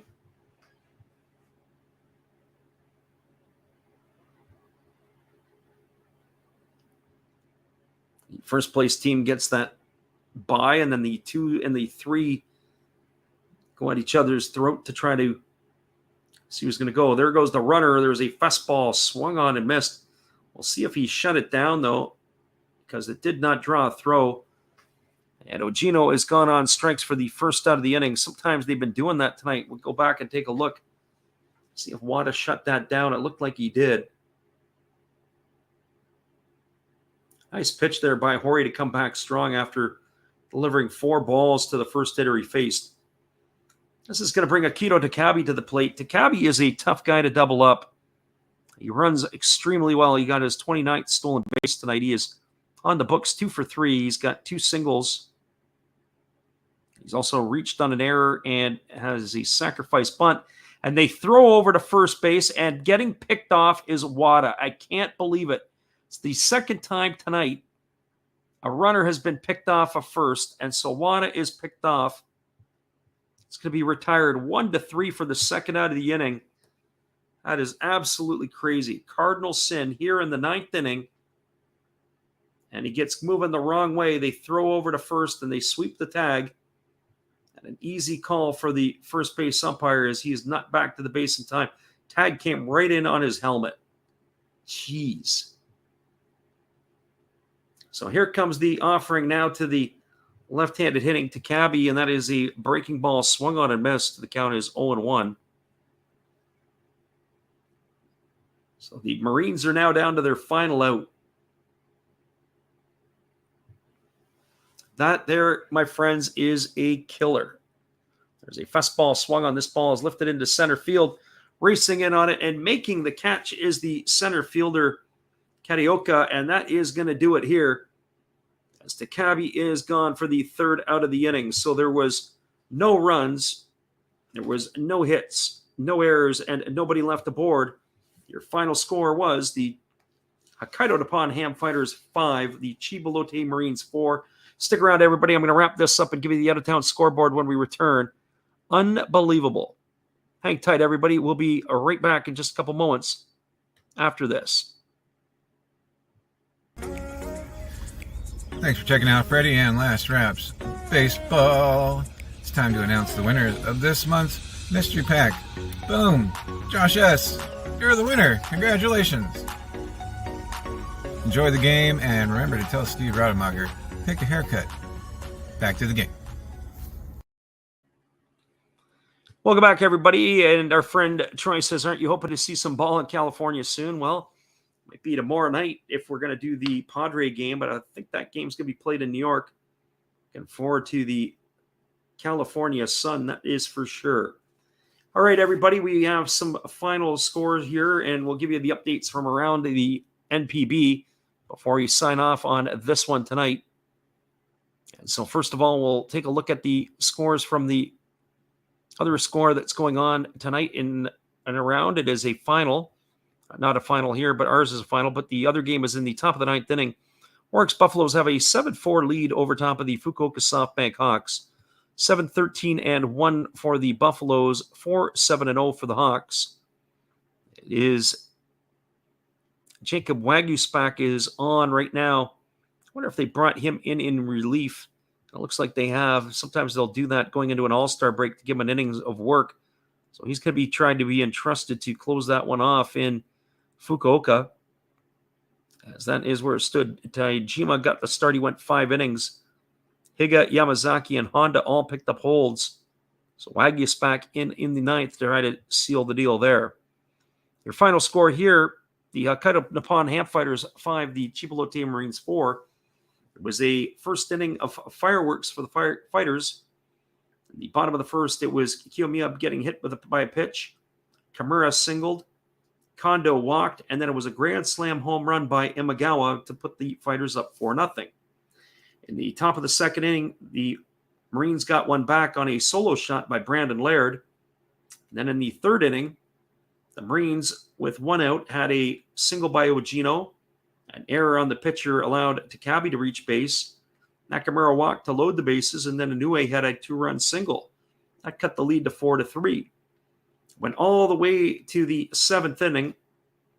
When the Marines finally scored again, Marines had a leadoff single by Ogino. He was sacked to second by Takabe. Nakamura grounded out to the shortstop, advancing Ogino to third. And Seiya Inoue hit a double, knocking in Ogino to even the score at 4. But in the bottom of the seventh inning, the Fighters responded. A leadoff single by Sato. He was sacked to second by Ishikawa. After Hasakawa popped out, it was an RBI single by Kiyomiya, who drove home Sato to put the Fighters up for good, and that is where the score ended, 5-4. 5-6-1 for the Fighters, 4-11-0 for the Chiba Lotte Marines. It was the win goes to, in relief, the win goes to Ito. Hori will get the save. Romero takes the loss. And again, your final score is 5-4. Once again, everybody, we appreciate y'all for being here. And once again, we will be back on again next weekend. We will be back on tomorrow for some Major League Baseball.